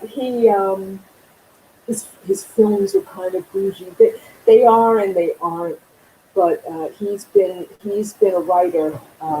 He used to write for television, like Tonight Show type television shows when he was younger, and then around the very late 60s, early 70s is when he started his own film career. But one of the main jokes about Woody Allen is that he's always joking about going to therapy. And apparently for the first, I guess about 8 years of his life, somewhere between, he went to therapy for 20 years, probably longer. And the joke was that he was in analysis for 8 years. And analysis is a really intense form of therapy where you're going for several days a week, if not every day of the week. And you got to have money to live there. So to me, that suggests he knew he needed help. Definitely. It doesn't just suggest it. He's saying, I need help. I need help figuring out what went on with my life. And there's a particular, I just learned this today, there's a particular psychological phenomenon, and I will find the word, I'm going to find it, where he claims he does not enjoy anything. It's like, what? In my head, and this is just me, there's no one who cannot enjoy anything. You would not live if you didn't enjoy anything. Then I look at another signature, some aspects in his charts, and I say, oh, okay. Not that I don't believe he can't enjoy anything, but he certainly does have a signature that suggests that he does not experience joy as often as the regular person. And what that aspect to me is, the planet Jupiter rules joy, enthusiasm, happiness, reward. Our reward needs Jupiter. Not only that, he has Jupiter right next to his sun. It's called its conjunction. And that even boosts more happiness and joy. Now, the planet Saturn is the opposite feeling of Jupiter. Planet Saturn is the killjoy. Planet Saturn is it's depression, it's regimentation, it's the rules. Where Jupiter says yes, Saturn says no. Saturn is your dad coming to break up the party. Everybody out of here. You've got to do your homework. It's the nun with the ruler. It's the teacher coming in. Everybody's having fun. The teacher walks in. Everybody stops and they sit up straight. That's Saturn. And he's got Saturn. And Saturn is also in astrology. It is one of the ways that we see the father and paternal energy, which is supposed to keep you on the straight and narrow. It's supposed to give you boundaries. It's supposed to tell you no. Not everything can't be. It's supposed to teach you the rules. So his Saturn forms very stressful, a very stressful energetic relationship to his Jupiter and his Sun. So what do we know about Jupiter and Saturn? Remember, everyone was talking about the great conjunction of Jupiter and Saturn in Aquarius on December 21st. So, that was supposed to signal the great shift, and all I could think of was, I don't know if Jupiter and Saturn are the great shift. But, I'll roll with it because I understand that when Jupiter and Saturn are together, about the only thing they have in common is politics and law. Boring. And, and that when Saturn gets together with Jupiter, it tends to, the positive way to say it is that Saturn tempers Jupiter's zeal. In other words, it can be the killjoy. Even though Jupiter is bigger than Saturn, Saturn is the end of the road. Saturn says, okay, the fun is over, time to go to bed, time to go home. The light has come on, it's dark outside, come inside. So in that respect, yes, I can understand Woody Allen saying, he's got this stressful relationship between his Saturn and Jupiter, and also Saturn and his Mercury. Square Saturn, and the square is tense. Saturn is making that same tense aspect to his Mercury, and that adds to a kind of depression. And in this case, Jupiter might be expanding the depression. All of this is responsible for his writing, yet at the same time, if he's saying for 8 years straight, I need to find out why I feel this way, why I don't feel joy, why I don't enjoy things, and this is why.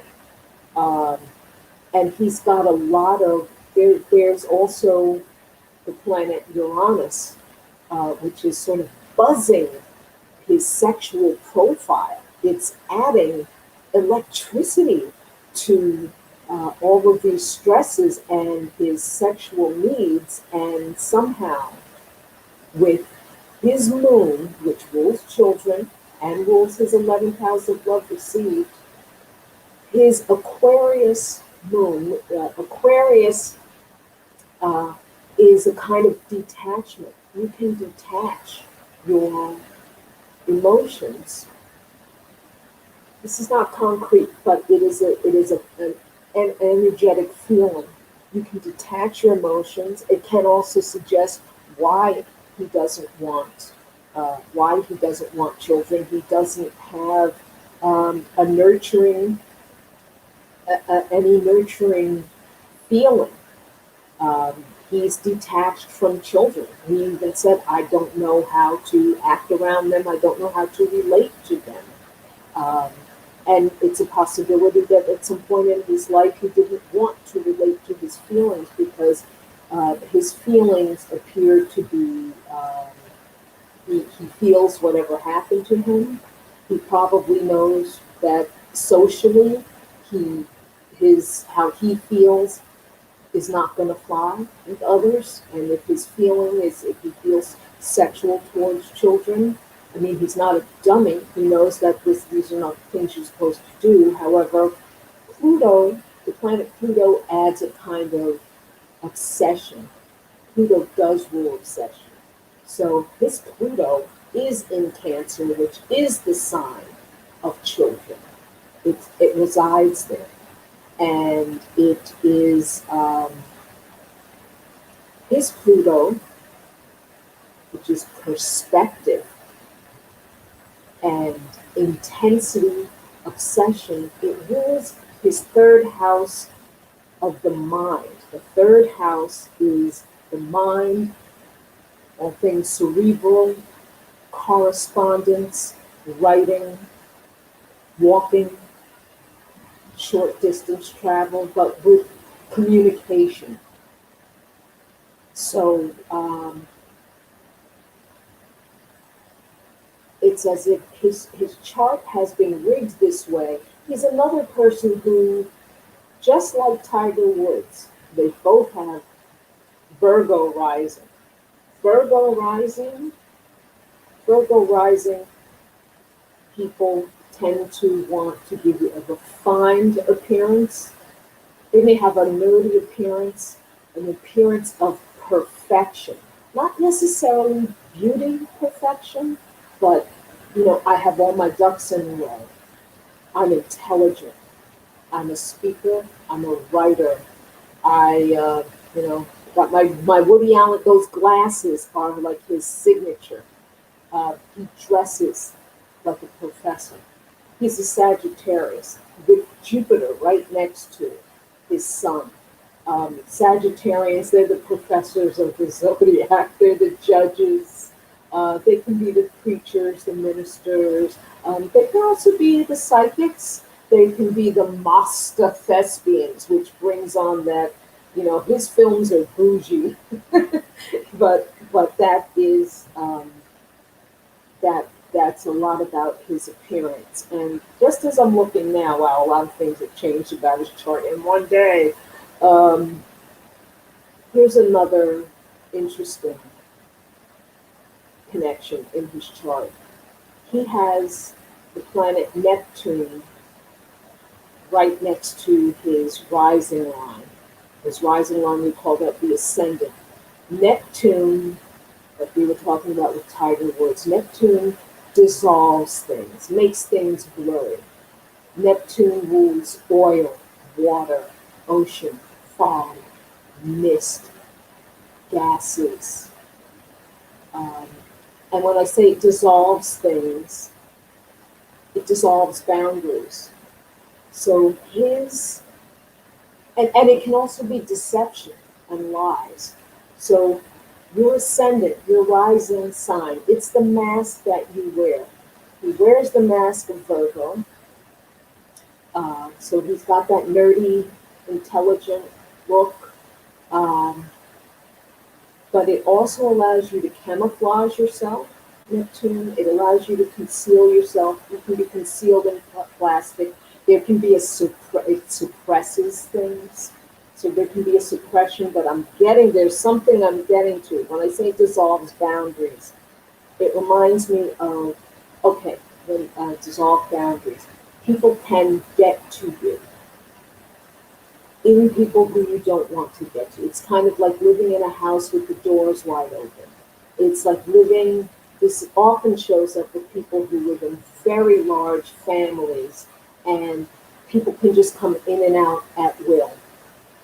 You don't have your own bedroom. You have no choice but to share your bedroom with 3 other brothers or 3 other sisters, or brothers and sisters, or living in a home where everyone lives in the same place. However, it's difficult for you to set boundaries.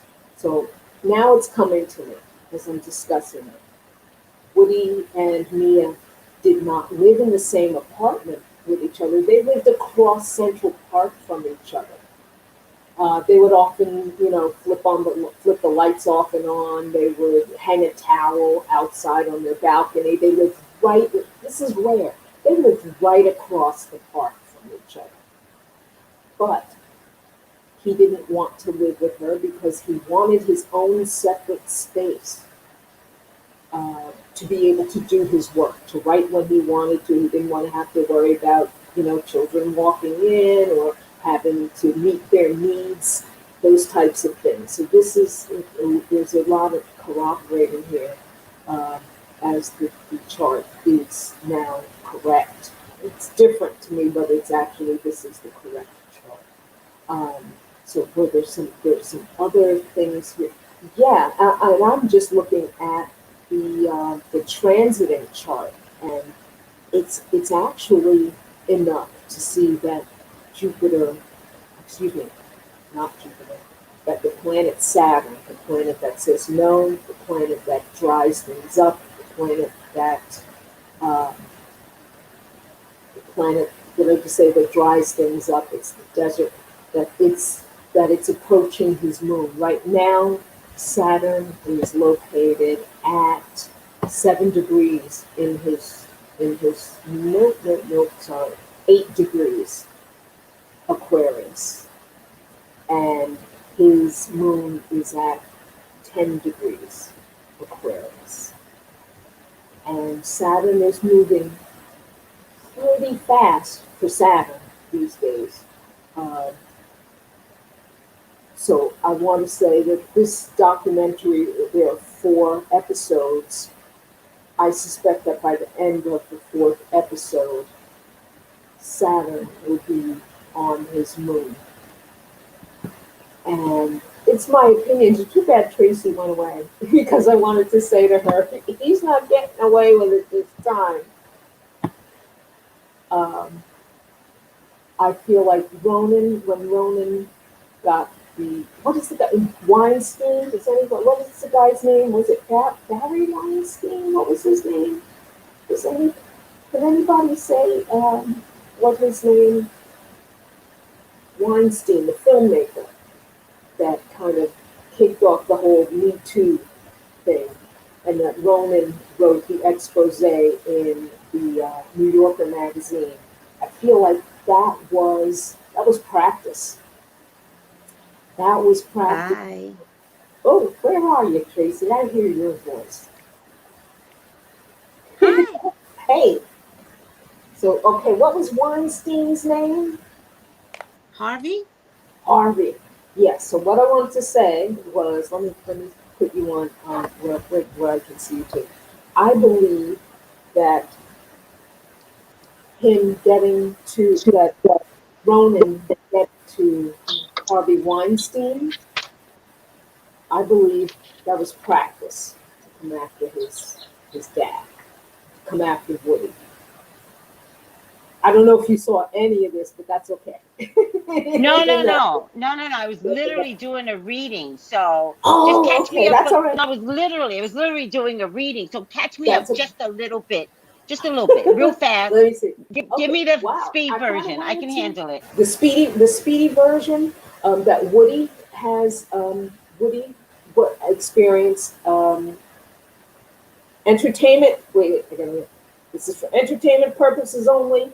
Don't really know this stuff, but it appears from what I see in his astrological chart, his chart suggests that he had or began having a molestation experience at the age of either between 1.5 and 2 years old. And that sometimes, and he's got an incredibly aggravated sexual profile. Another one. Whistles. Yes, all the bells and whistles. That as far as Tiger Woods, I didn't see any kind of early life molestation for Tiger Woods. But Woody's chart, right. You didn't see molestation, right. Highly sexual in both the charts. I understand. And that's how Tiger feels love. It comes through sex and adoration. I don't know whether he got it from his mother or his father, but that was Tiger. But for Woody, all of the sexual profile, bells and whistles are highly stressed, and they are ringing large bells. His feeling, his so ability you're saying, to, yes. You're saying it makes sense, though. You're saying he was molested. And his now what you know of Woody Allen just over the years, we know that he's a Virgo rising, so he presents as a nerd. He's got those glasses. That's how we know Woody Allen from those horn rim glasses he wears. They're not rim. They're just those. Yeah. They're just those glasses. And he also has. I want to talk about the moon in his chart. When his moon is in Aquarius, it's the most detached, emotional moon of the entire zodiac. And in the documentary, at one point, he confirms it, and she confirms it in the documentary that he didn't want to live with her because he doesn't know how to relate to children. He doesn't know how to nurture, and he's not really into. He was emphatic. He emphatically told her, "I'm not interested in children." And you date a woman who's already got several children, but you don't want to be involved. And you know what? That's okay. He told her who he was. He told her who he was. Yeah. And he kept telling her. And she didn't say, okay, you have to. Once in a while she'd bring it up, and he was like, no. But then when she adopted Dylan, and shortly afterwards had Ronan, he learned to love them.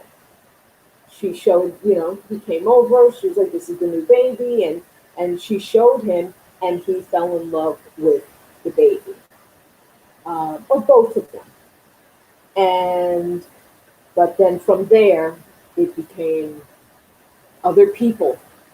This is even before it came out in the news, before she finally said, oh my God, this is what happened. Oh, I haven't even addressed the Soon Yi thing yet, but I was just, talking about, Dylan. And, you guys have to see it, because I've seen this happen in my life and other people's lives. It's just the strangest thing. You know that Woody and Mia did not get married until the December before she found out that he was having an affair with Cindy. They were not married a month. She was in college. Yes. She was in college. 20, yes, she was 21. Mm-hmm. But Mia found photos in his apartment. He was never going to marry her. Oh no. The scandal made him marry her. That's right. The problem that I find with the young lady is she's not stupid. He led her to believe that she was better than her own mother. And what came down in a long haul, and the only reason why she married him was to show her mother up. I think there's more to it also. In that Go for it. She's an adopted child. She was adopted older. I think she was 6 or 7. It's rough. First, it's rough being adopted sometimes. Right. But being adopted older and having to bond with the parents and all those kids. Right. Not only that. The thing about Woody Allen, there's more just kind of downloading into my head. Okay. His movies, several of his movies, he puts it in his movies. The film Manhattan. I see myself. Am I doing something weird? Should I go out and come back in, because I see myself looking strange? No, you're fine. Okay. Yeah, you're fine, sweetie. Okay. The movie Manhattan, which is one of his signature films, gorgeously filmed in black but and why? White, but I remember. Just the images. But the movie is about a 43-year-old man having an affair with a 17-year-old girl. I never knew this that. Movie is Are you this movie is serious? A classic. Are you serious? I'm not kidding at all. I know it's common. No, it's common knowledge. No. That's what the movie's about. And in the movie, her parents have no problem. Hold on a second, Geo. Let's pause for a minute. One, I was there when Manhattan came. I was there. I remember it being the movie of the century. I remember it. And I think it changed Diane Keaton's, right? That's who was in it? No, Diane Keaton wasn't in this one. You're thinking of Annie Hall. No, who was in it? Yeah. Oh. Who was in it? Oh. Somebody famous. Yes, she's very famous. As a matter of fact, her grandfather was more famous than she was. He was a writer. Hemingway. Ernest Hemingway's granddaughter. Not Muriel Hemingway. Oh. The other Hemingway. Okay, I'm looking it up. Okay. I'm looking. Hold on a second. Yes. That movie ruined her career then. It did. I remember that. Let me see. She couldn't escape the sensuality of that movie. I want to see his grandchildren. He lived out his fantasies on the movie. That's what you're telling me. And that's not the only movie where he talks about older men and younger women. He has a film called Love and Death. Finish this one first. Okay. Tell me about Manhattan Beach. It's just called Manhattan. Oh, Manhattan. Manhattan is the name of it. The movie. I'm just trying to look it up too. Yeah. And he, it's no, just I know. No. I know her. This isn't Hemingway. This is because she's famous. This isn't Hemingway. This is. What's her name? You know her. She's blonde hair. Margot. No, I get it. It was Mariel Hemingway. It was Diane. I'm remembering Diane Keaton. Right. Mariel Hemingway is one of Ernest Hemingway's granddaughters. Remember, his Margot Hemingway was a supermodel and an actress, but she committed suicide, just like her grandfather. And so, Mariel Hemingway was 17 years old when she played the role, and she was playing a 17-year-old girl, and the story was about a 43-year-old man going through his midlife crisis, but the way the story was told. He put it on TV. He put it in the big screen. He had a 17-year-old play the part of a 17-year-old, and he was the 43-year-old. Having sex with him, yes. And it was now remember, this is in the 70s. To this day, it still has not been, pointed to as this is a problem. Okay. And when you watch the movie, all of the adults, he's actually going out, hanging out with adults who, who he's dating, and he's hanging out with his friends who are of age, and they're dating people who are of age, and they're all saying, they're all saying, "Oh, I like the girl. She's nice for you." It's like, what? But remember, he wrote the movie. He wrote the dialogue. He directed the film. So you do what Woody tells you to do, or you act. You're like, you know what? I'm making money being an actor and actress. I got you. Yeah. I got you. Let me tell you what I'm getting. Because Diane Keaton has always bothered me. But I never knew why. There's not a movie that you won't find that Diane Keaton's not in. Period. Actually, I think she might even be allegedly, into women. But that's just me. There's a bunch of little strange things. The movies that she's in, let me tell you why. Strangeness. Yeah. Listen. Yeah. Let me tell you why. Diane Keaton saw something on Manhattan. She saw something on Manhattan. Oh wait, between Woody and Muriel Hemingway. Oh, she saw something. Yes. And that's why she's always had a job. Creep. That's why she's always had a job. She saw something. Tracy, you just said a mouthful. Yes, yes, yes, yes. Allegedly for entertainment purposes only, Diane. For entertainment purposes only, people. She saw something.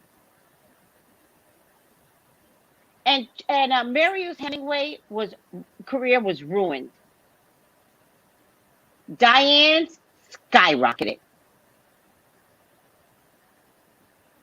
It took me, you know, it took me forever to figure out. I was like, why Woody Allen? Because once again, he makes these bourgeois films, and it's like only a certain segment of society like enjoys these films because they're so friggin' lofty. But I forgot he was a writer for like the Tonight Show, or wait, why did I take his Wikipedia off? Probably. These guys have a lot of power. These guys, yeah, he was. Back in the day. Back in the day. That was how his career started, I think, in like the late 50s, early 60s. And those guys had power. And because, you know, I was a kid in the 70s. I was a child in the 70s, so I didn't watch his movies. I went back and watched his movies later. I was only of age to watch his movies like when Hannah and Her Sisters was released. I believe that was 1988 or 1989. And then I don't know what the I next never movie saw was, that either. But after that movie, there's still a strangeness to it in terms of relationships. In that, okay, I'm over this. Diane Keaton, you're trifling. Here's all the Woody Allen movies she's been in: Annie Hall, I think 8. Manhattan.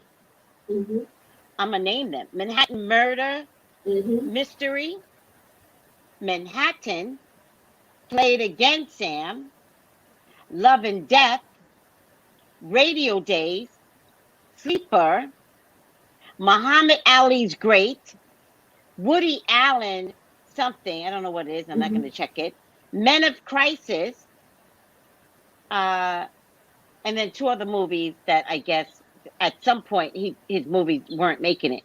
She was in 1, 2, 3, 4, 5, 6, 7, 8, 9, 10, 11, 12 Woody Allen movies. She saw something. She threatened him. He made her career. And she never spoke out against him. And Dylan begged her. And she came back at her in the press and said, I cannot get involved, because she was close to Dylan. Dylan begged her publicly sometime within the last 10 years. And Diane said, something like, I can't get involved because, family issues are family issues or whatever. And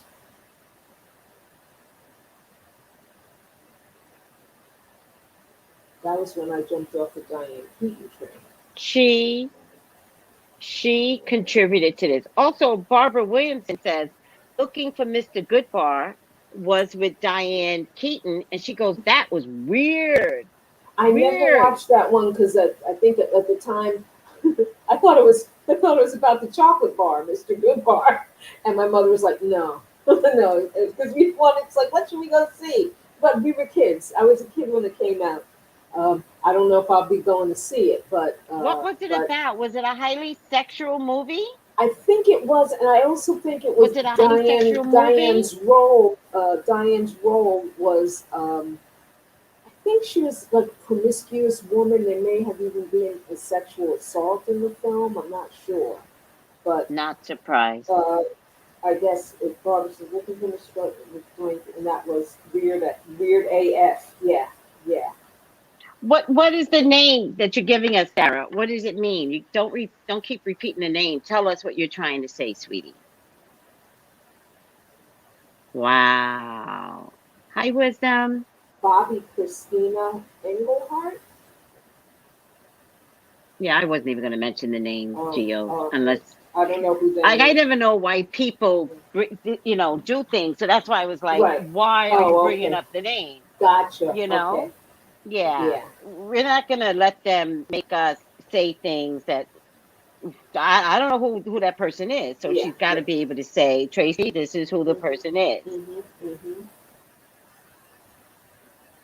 Yeah.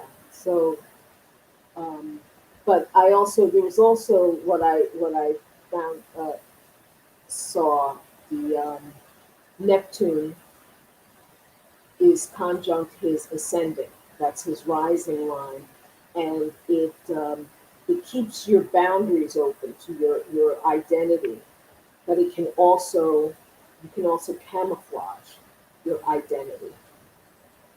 Neptune, remember I was saying about the planet Neptune, and how it dissolves boundaries, and what I was saying about Tiger Woods, his Neptune is moving closer to his partnership seventh house, which will, may dissolve the boundaries of a partnership or relationship, or let people into the relationship that that you can't keep your boundaries in that respect. Woody Allen, it's in terms of how he presents himself to the world. It can be presenting himself in a deceptive sort of way. It sort of reminds me of what people used to say about Bill Clinton, that he's untouchable, like a Teflon Don.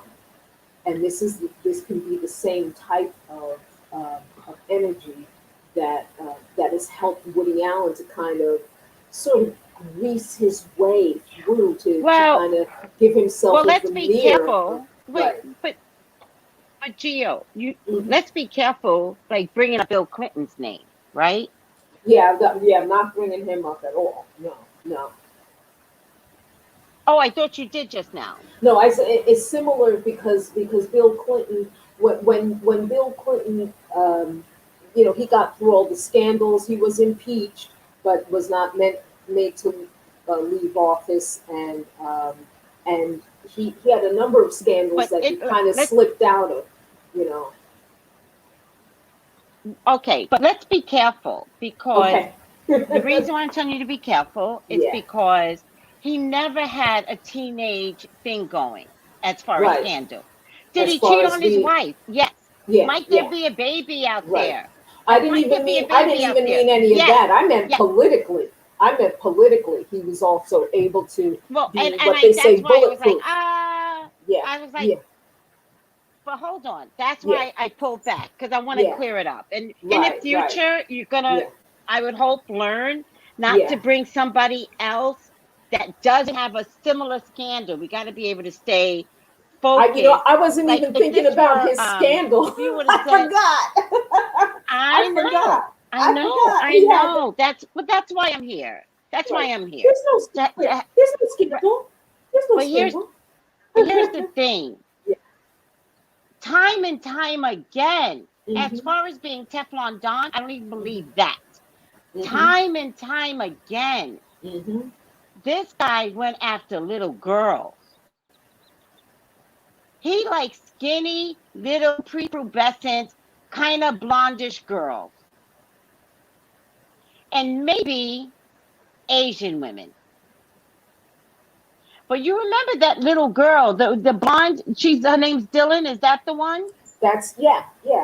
He likes little, tiny, skinny blondes.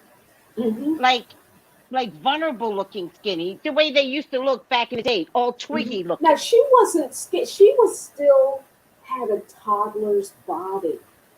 And toddlers have I got you. Little, she was a toddler. Dylan was a toddler. No, I'm not saying that. I'm talking about the blondish. Right. And his 16-year-old, he likes skinny, twiggy looking like girls who are prepubescent. The reason I brought up Dylan It's because Dylan was another blonde. Right. So that's the connection to the older women. Mm-hmm. The Asian got caught out there. To be honest with you. That's not really his type. Right. My point to you is, then there's, thank you, Sarah.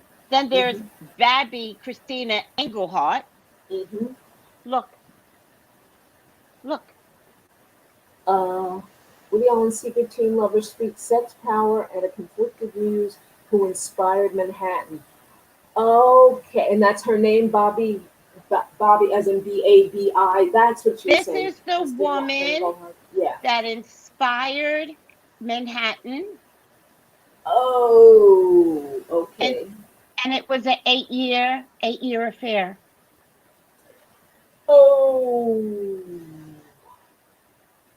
This guy is disgusting. Now, the difference with Woody Allen, however, is that in that era, the reason why it's been covered up for so long, because they've all been doing this. Right. Because they all know each other. Because it's a huge Hollywood pedophile. You know me, I know you. Let's bring the kids to the party. No different than Epstein. This Hollywood thing has been going on for years. So, of course, he's going to win awards, because most of the people that are looking at the videos is like, they're doing the same thing. Oh, the parties. They're going to give him what he wants because they're in bed. It's no different than, guys. Now, is Woody Allen in an era where it might have to be addressed now? How long can these rumors come out and everybody just ignore it? Everybody just ignore this shit?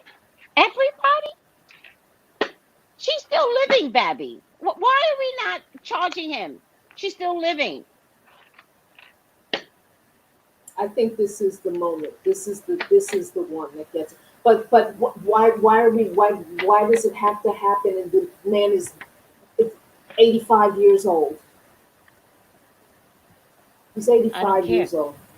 But that's my point, is why does it have to get to that when we knew what he was doing in his 50s, his 40s, because his 50s, they his let 60s. him get away with it. Yeah. We went after Nazi criminals in their 90s, right? Right, that's right. Yep. Some of them had to go to the death chamber, didn't they? Yep. If I remember correctly from history. This guy needs to be pulled under the wire.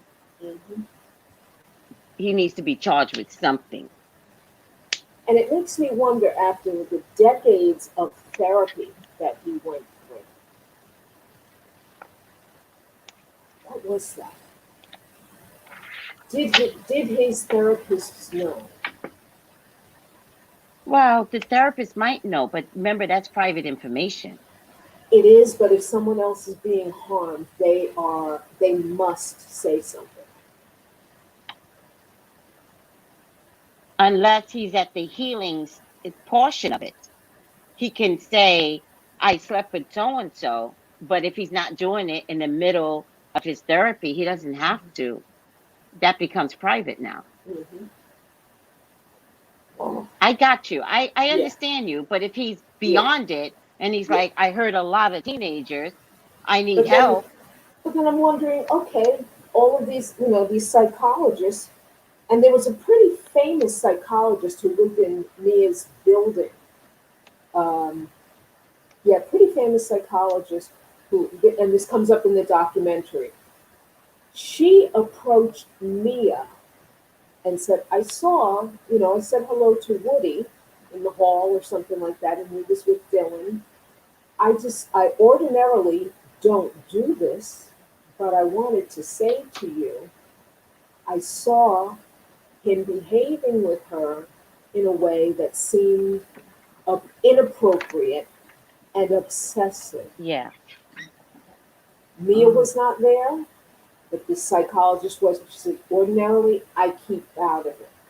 But when it looks like something that is inappropriate, I felt I needed to let you know what I saw. This was, I think, 1989, so before any of this stuff came up.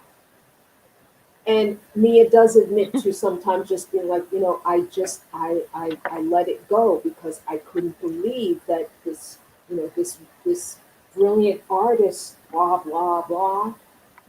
But that happens so often to people. It really does. It happens. Just like, if I have sex with this person this time, it won't matter.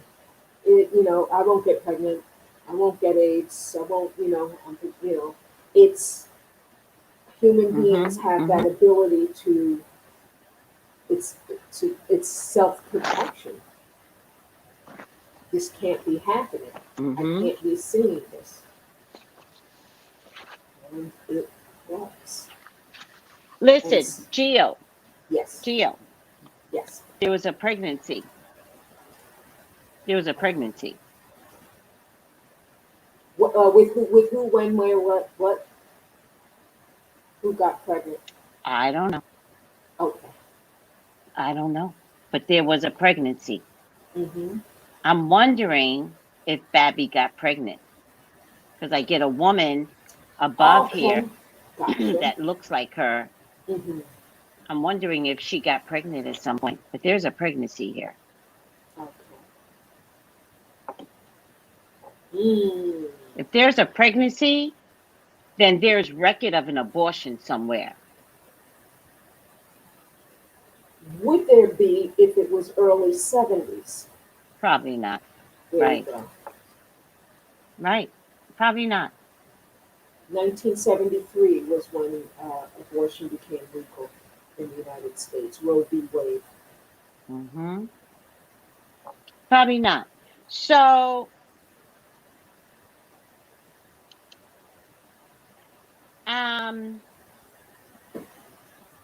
what's Dylan's sign? What's Dylan's sign, everyone? Because I get a Page of Swords here, and the Page of Swords tells me that Dylan might have saw something. Not Dylan. Ronan. What's Ronan's sign? Ronan. Because something tells me Ronan saw something. He's a Sagittarius. As a matter of fact, he's born. Remember, I was talking about the Galactic Center. He's born December 19th, 1987. Okay. I get a page crossing, and then I get the same sign growing up. Child growing up. I believe that Ronan may have seen something. I wouldn't be surprised. And, put it in the back of his head. Like, got traumatized by it. I believe it came back up. I think, didn't he try to go after his father already once? I think he talked about it. And I think the counterpunch was, Ronan looks an awful lot like Frank Sinatra now, doesn't he? Yeah. That was the counterpunch. And yes, he looks an awful lot like Frank Sinatra. So that's an attack on Mia. So what happens is, okay, we're talking about Woody and what he did to children. Let's look at the fact that Mia may have still been sleeping with her ex-husband and that Ronan is not Woody's son. Ronan is Frank Sinatra's son. So make the woman look bad. Frank Sinatra's face off of his body before he died. Come on now, people.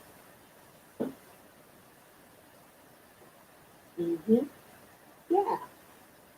So the King of Swords represents one who is his own person, right?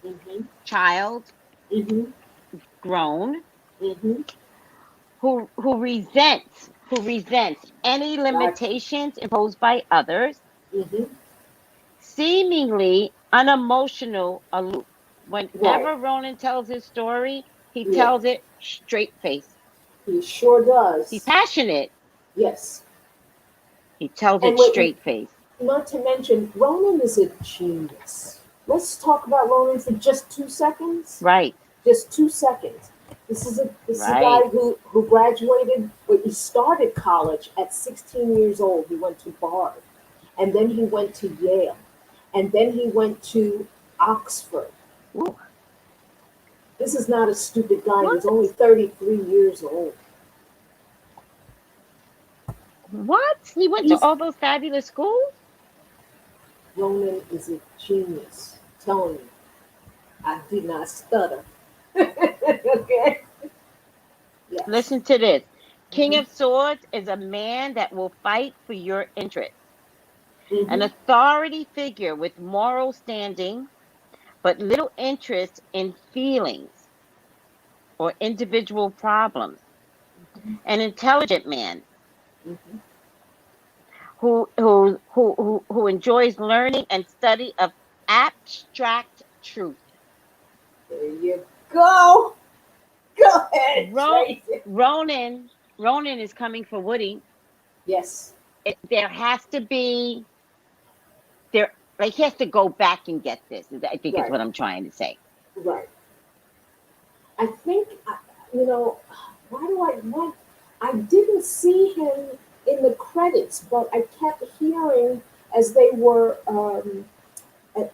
promoting this documentary that he was the producer of this documentary.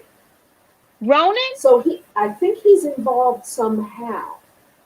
I think he's the only person who could get his sister. This is the first time we are hearing from Dylan, from her own mouth, telling the story herself. She's a grown woman and she's 34 years old now. So now it's like, I think they are so close. The two of them are close. And, it makes sense what that card said about someone who's not interested in their own feelings or their own individual problems. It makes sense. Yeah. He brought down Harvey Weinstein. You know how hard that was to do? That tipped off the Me Too movement. 2016. They started jumping out left and right. It was they were canceling men left and he got a senator canceled. That is not greasy kid stuff.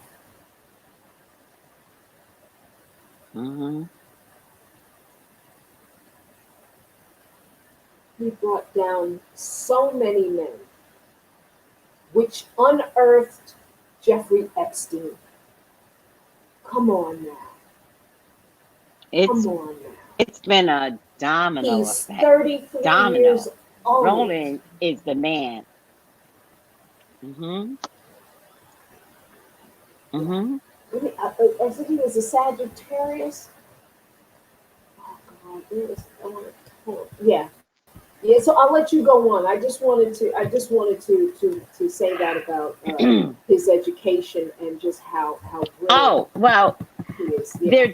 There definitely was a pregnancy, and because of this child, I think there might be a birth. There might be a birth. Oh, for Bobby, Bobby, yeah. What's her middle name? Her name is Bobby. What was it again? Babby. Babby. Yes. I don't know from who. Oh, I see. It just popped up real quick. When I do my readings, I don't necessarily pick a person because I usually find out in my readings it's somebody else. Gotcha. But it looks like Babby, one. But there is a whole nother woman here, an ethnic woman. There might be a baby out there. Gotcha. Now, when I was looking, there were a couple of French films that he made. Okay. Right. So this child might be more recent. It doesn't have to be from the 70s. Yeah, because I'm wondering why would that pop up? Now I know he has a child with Sun Yi. That's not a secret. Did he make a child with that poor woman? Yeah, but not right away. It was after they were married. No, that's not the point. I asked, did he make a child with that poor woman? Yeah. Oh, a child came out of this union? They have 2 children. Is one a girl? Allen, Bechet and Manzi. Yes. I'm assuming is one a girl? I'm assuming Manzi is a girl.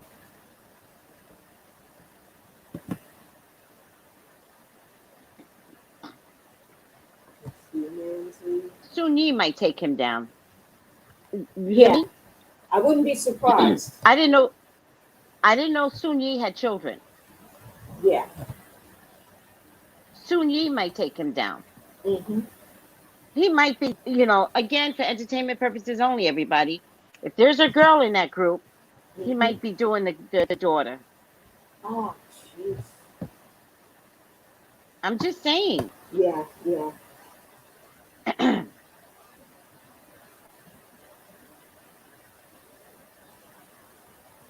I didn't know they had children. Like once with Woody Allen, once I pulled out. I can't be I don't want to know nothing about. I didn't know Sun-Yi had children. My God, Betcha. They have unusual names, Betcha and Manzi. It's Bechet, named after a famous jazz clarinetist. He's got a little blonde daughter. He's got a little blonde daughter. Look, he's got a little blonde daughter. She's cute as all pumpkin pie. Wait. Is this girl? Is the little girl adopted? This doesn't look like. I wouldn't be right. Guys, she doesn't there's look something Asian. wrong here. I wouldn't be surprised because Mia adopted so many children. I wouldn't be surprised if Sun-Yi decided that that adoption was the way to go for her. I know one of the children let's look at it from the pedophile. Let's look at it from a pedophile's perspective. Okay. He adopted little blonde Dylan. There's a little blonde in here. Right. That's what he does. Right. Yeah. His pattern continues. He never had to stop the pattern. I wouldn't be surprised.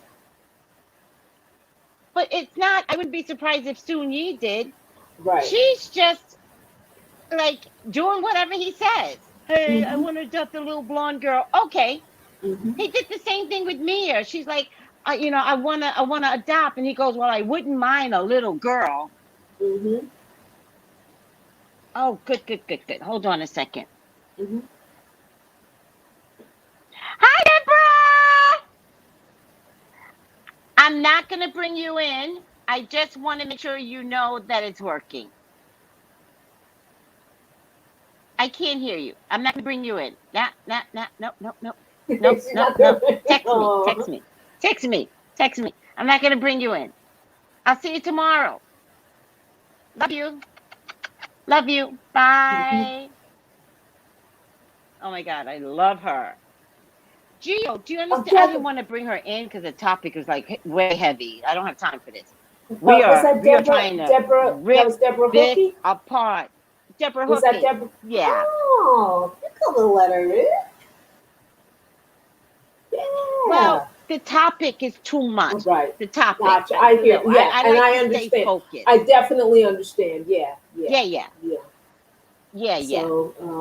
So, he adopted. Y'all gotta believe me.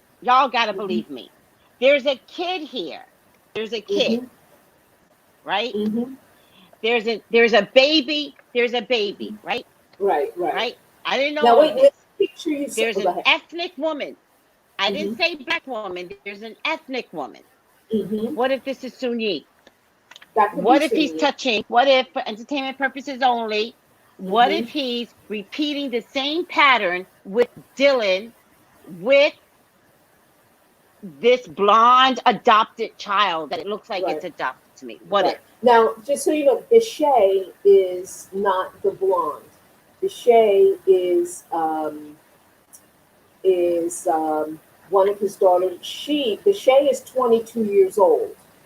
I don't know how old the other daughter is. Let me just put it. I got two little kids here. I got two little kids. Right. Let me see. Hold on a second. Can you guys? Is it no? Well, there's quite a number of images here. How many children do they have? I asked. They have two, Bashay and Manzi. Manzi might be the younger one. Let me see, Manzi. Manzi is 21. And That's remember, the blonde. Yeah. That's the blonde. Yeah. That's the blonde. It's still the same blonde. So she was born in February of 2000. She, again, Gio, listen to me. Yeah. I might have showed a baby blonde, but it's still the same blonde. Right, yeah. She might have a story to tell.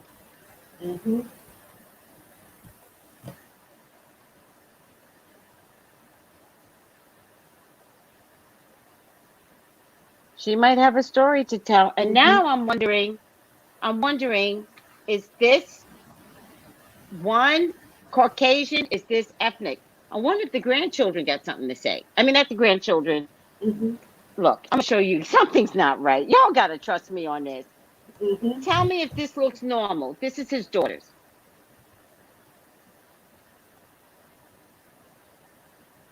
Does that look normal to you? Look how she's, one of the daughters is like this, like he's hugging her, but she's not hugging him.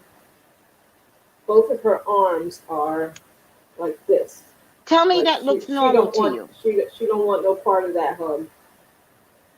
And I think Sun Yi might have been complicit with letting this man get away with pedophilia on her and then her children. Something's not right here. When you have no tools, Look, this little girl always looks a little bit uncomfortable. Look. I see. Look. Can you see, Gio? I can see. Oh, yeah. I can see. She's always looking uncomfortable, the little blonde. She has a story to tell, guys.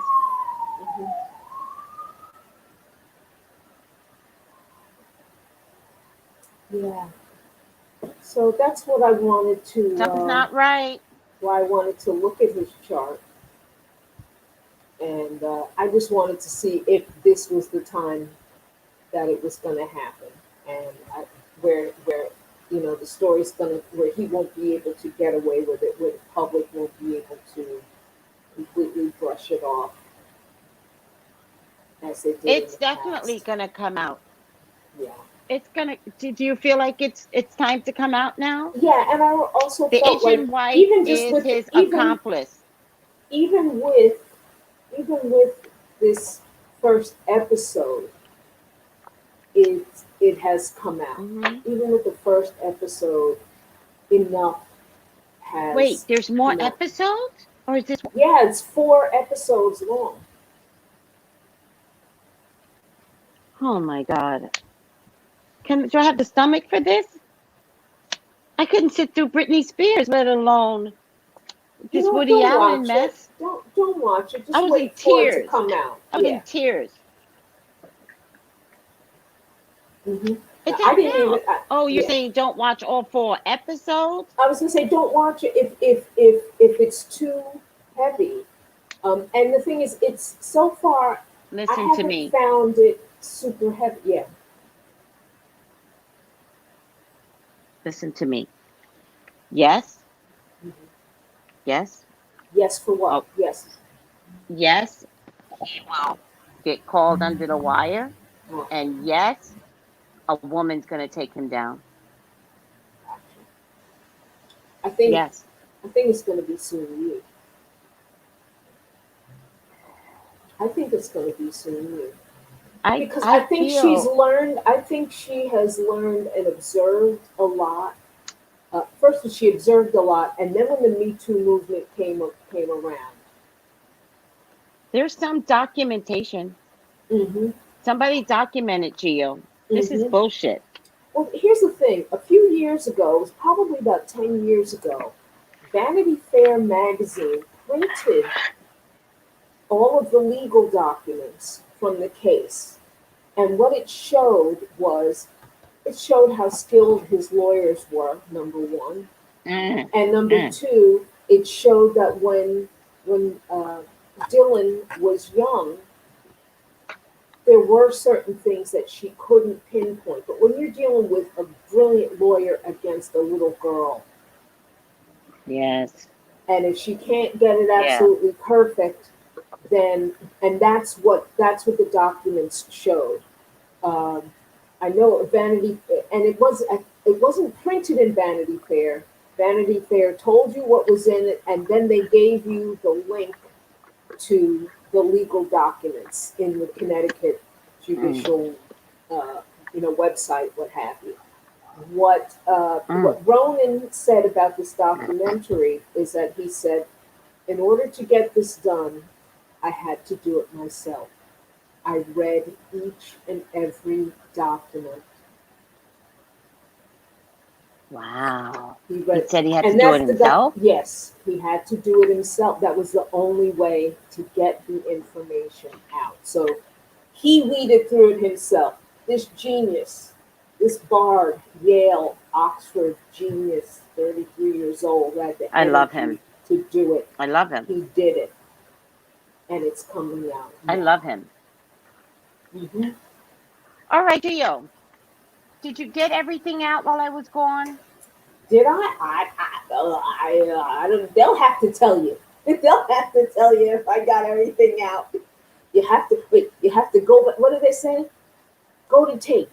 You have to go to tape afterwards.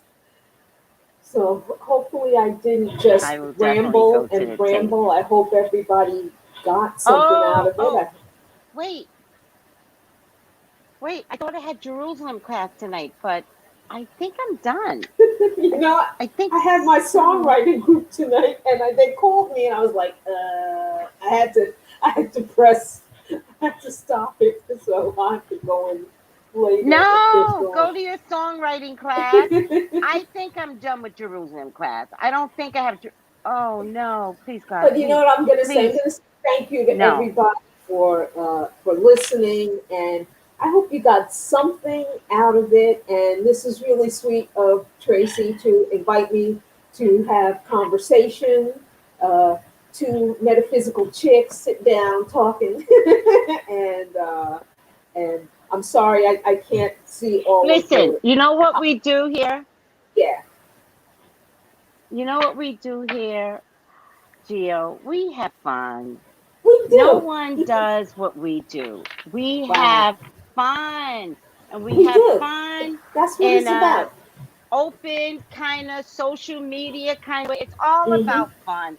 None of this has to be true. Right. It is what it is. You know, we didn't write the documentary, Geo. We're just commenting like anybody else is allowed to comment. That's right. We are for entertainment purposes only, Woody Allen. There you go. And don't come for me, Woody Allen. And so I just want, as far as that's concerned, I hope maybe I bring some comfort that finally this guy is going down. It's going down. Thank you. People need to see justice. They need to look at Magic Mermaid. She goes, thanks. It was fun. Sad subject though. Yeah. Thank you, Magic Mermaid. She's magic. But lemonade from lemons. We have found a way to dissect in our own psychic kind of way. And that's what's so much fun about this. Like Geo does it from an astrology standpoint. That's why I like to have you on, because you'll see things in the chart that's like, what? Yeah. like the component of the heightened sexuality in both Tiger Woods and that Woody it comes Allen. from somewhere. Be clear, Tiger, that it comes from somewhere. We were doing the Woodies. We weren't trying to bring up, anything about their heightened sexuality. Tiger Woods is not a pedophile. Right. No, no, no. We were talking about the woods, and there's more than one type of woods in this, segment. Woody Allen is a sick man. And he knows it. He knows sick. it. Dude's been in therapy. And he puts it in his film. Right. Anybody that's sick or abusive or criminal keeps documentation. He put it in his films. It's not difficult to find. It is not difficult to find at all. All right, Gio. Love you. Go to your music class. And go to your Jerusalem class. And everybody have a great weekend. And have a great weekend. If you need a consultation, there's my email going by, GeoCosmicValentine. And if you need a consultation with Tracey, go to Tracey Brown Live. Girls and guys, go to Tracey Brown Live. Girls and guys, go to Tracey Brown Live. Girls and guys. Oh, Gio, you took that to the next level. See, when I get my keyboard, when I get my keyboard up in here, I'll set it to music. Yes. Okay.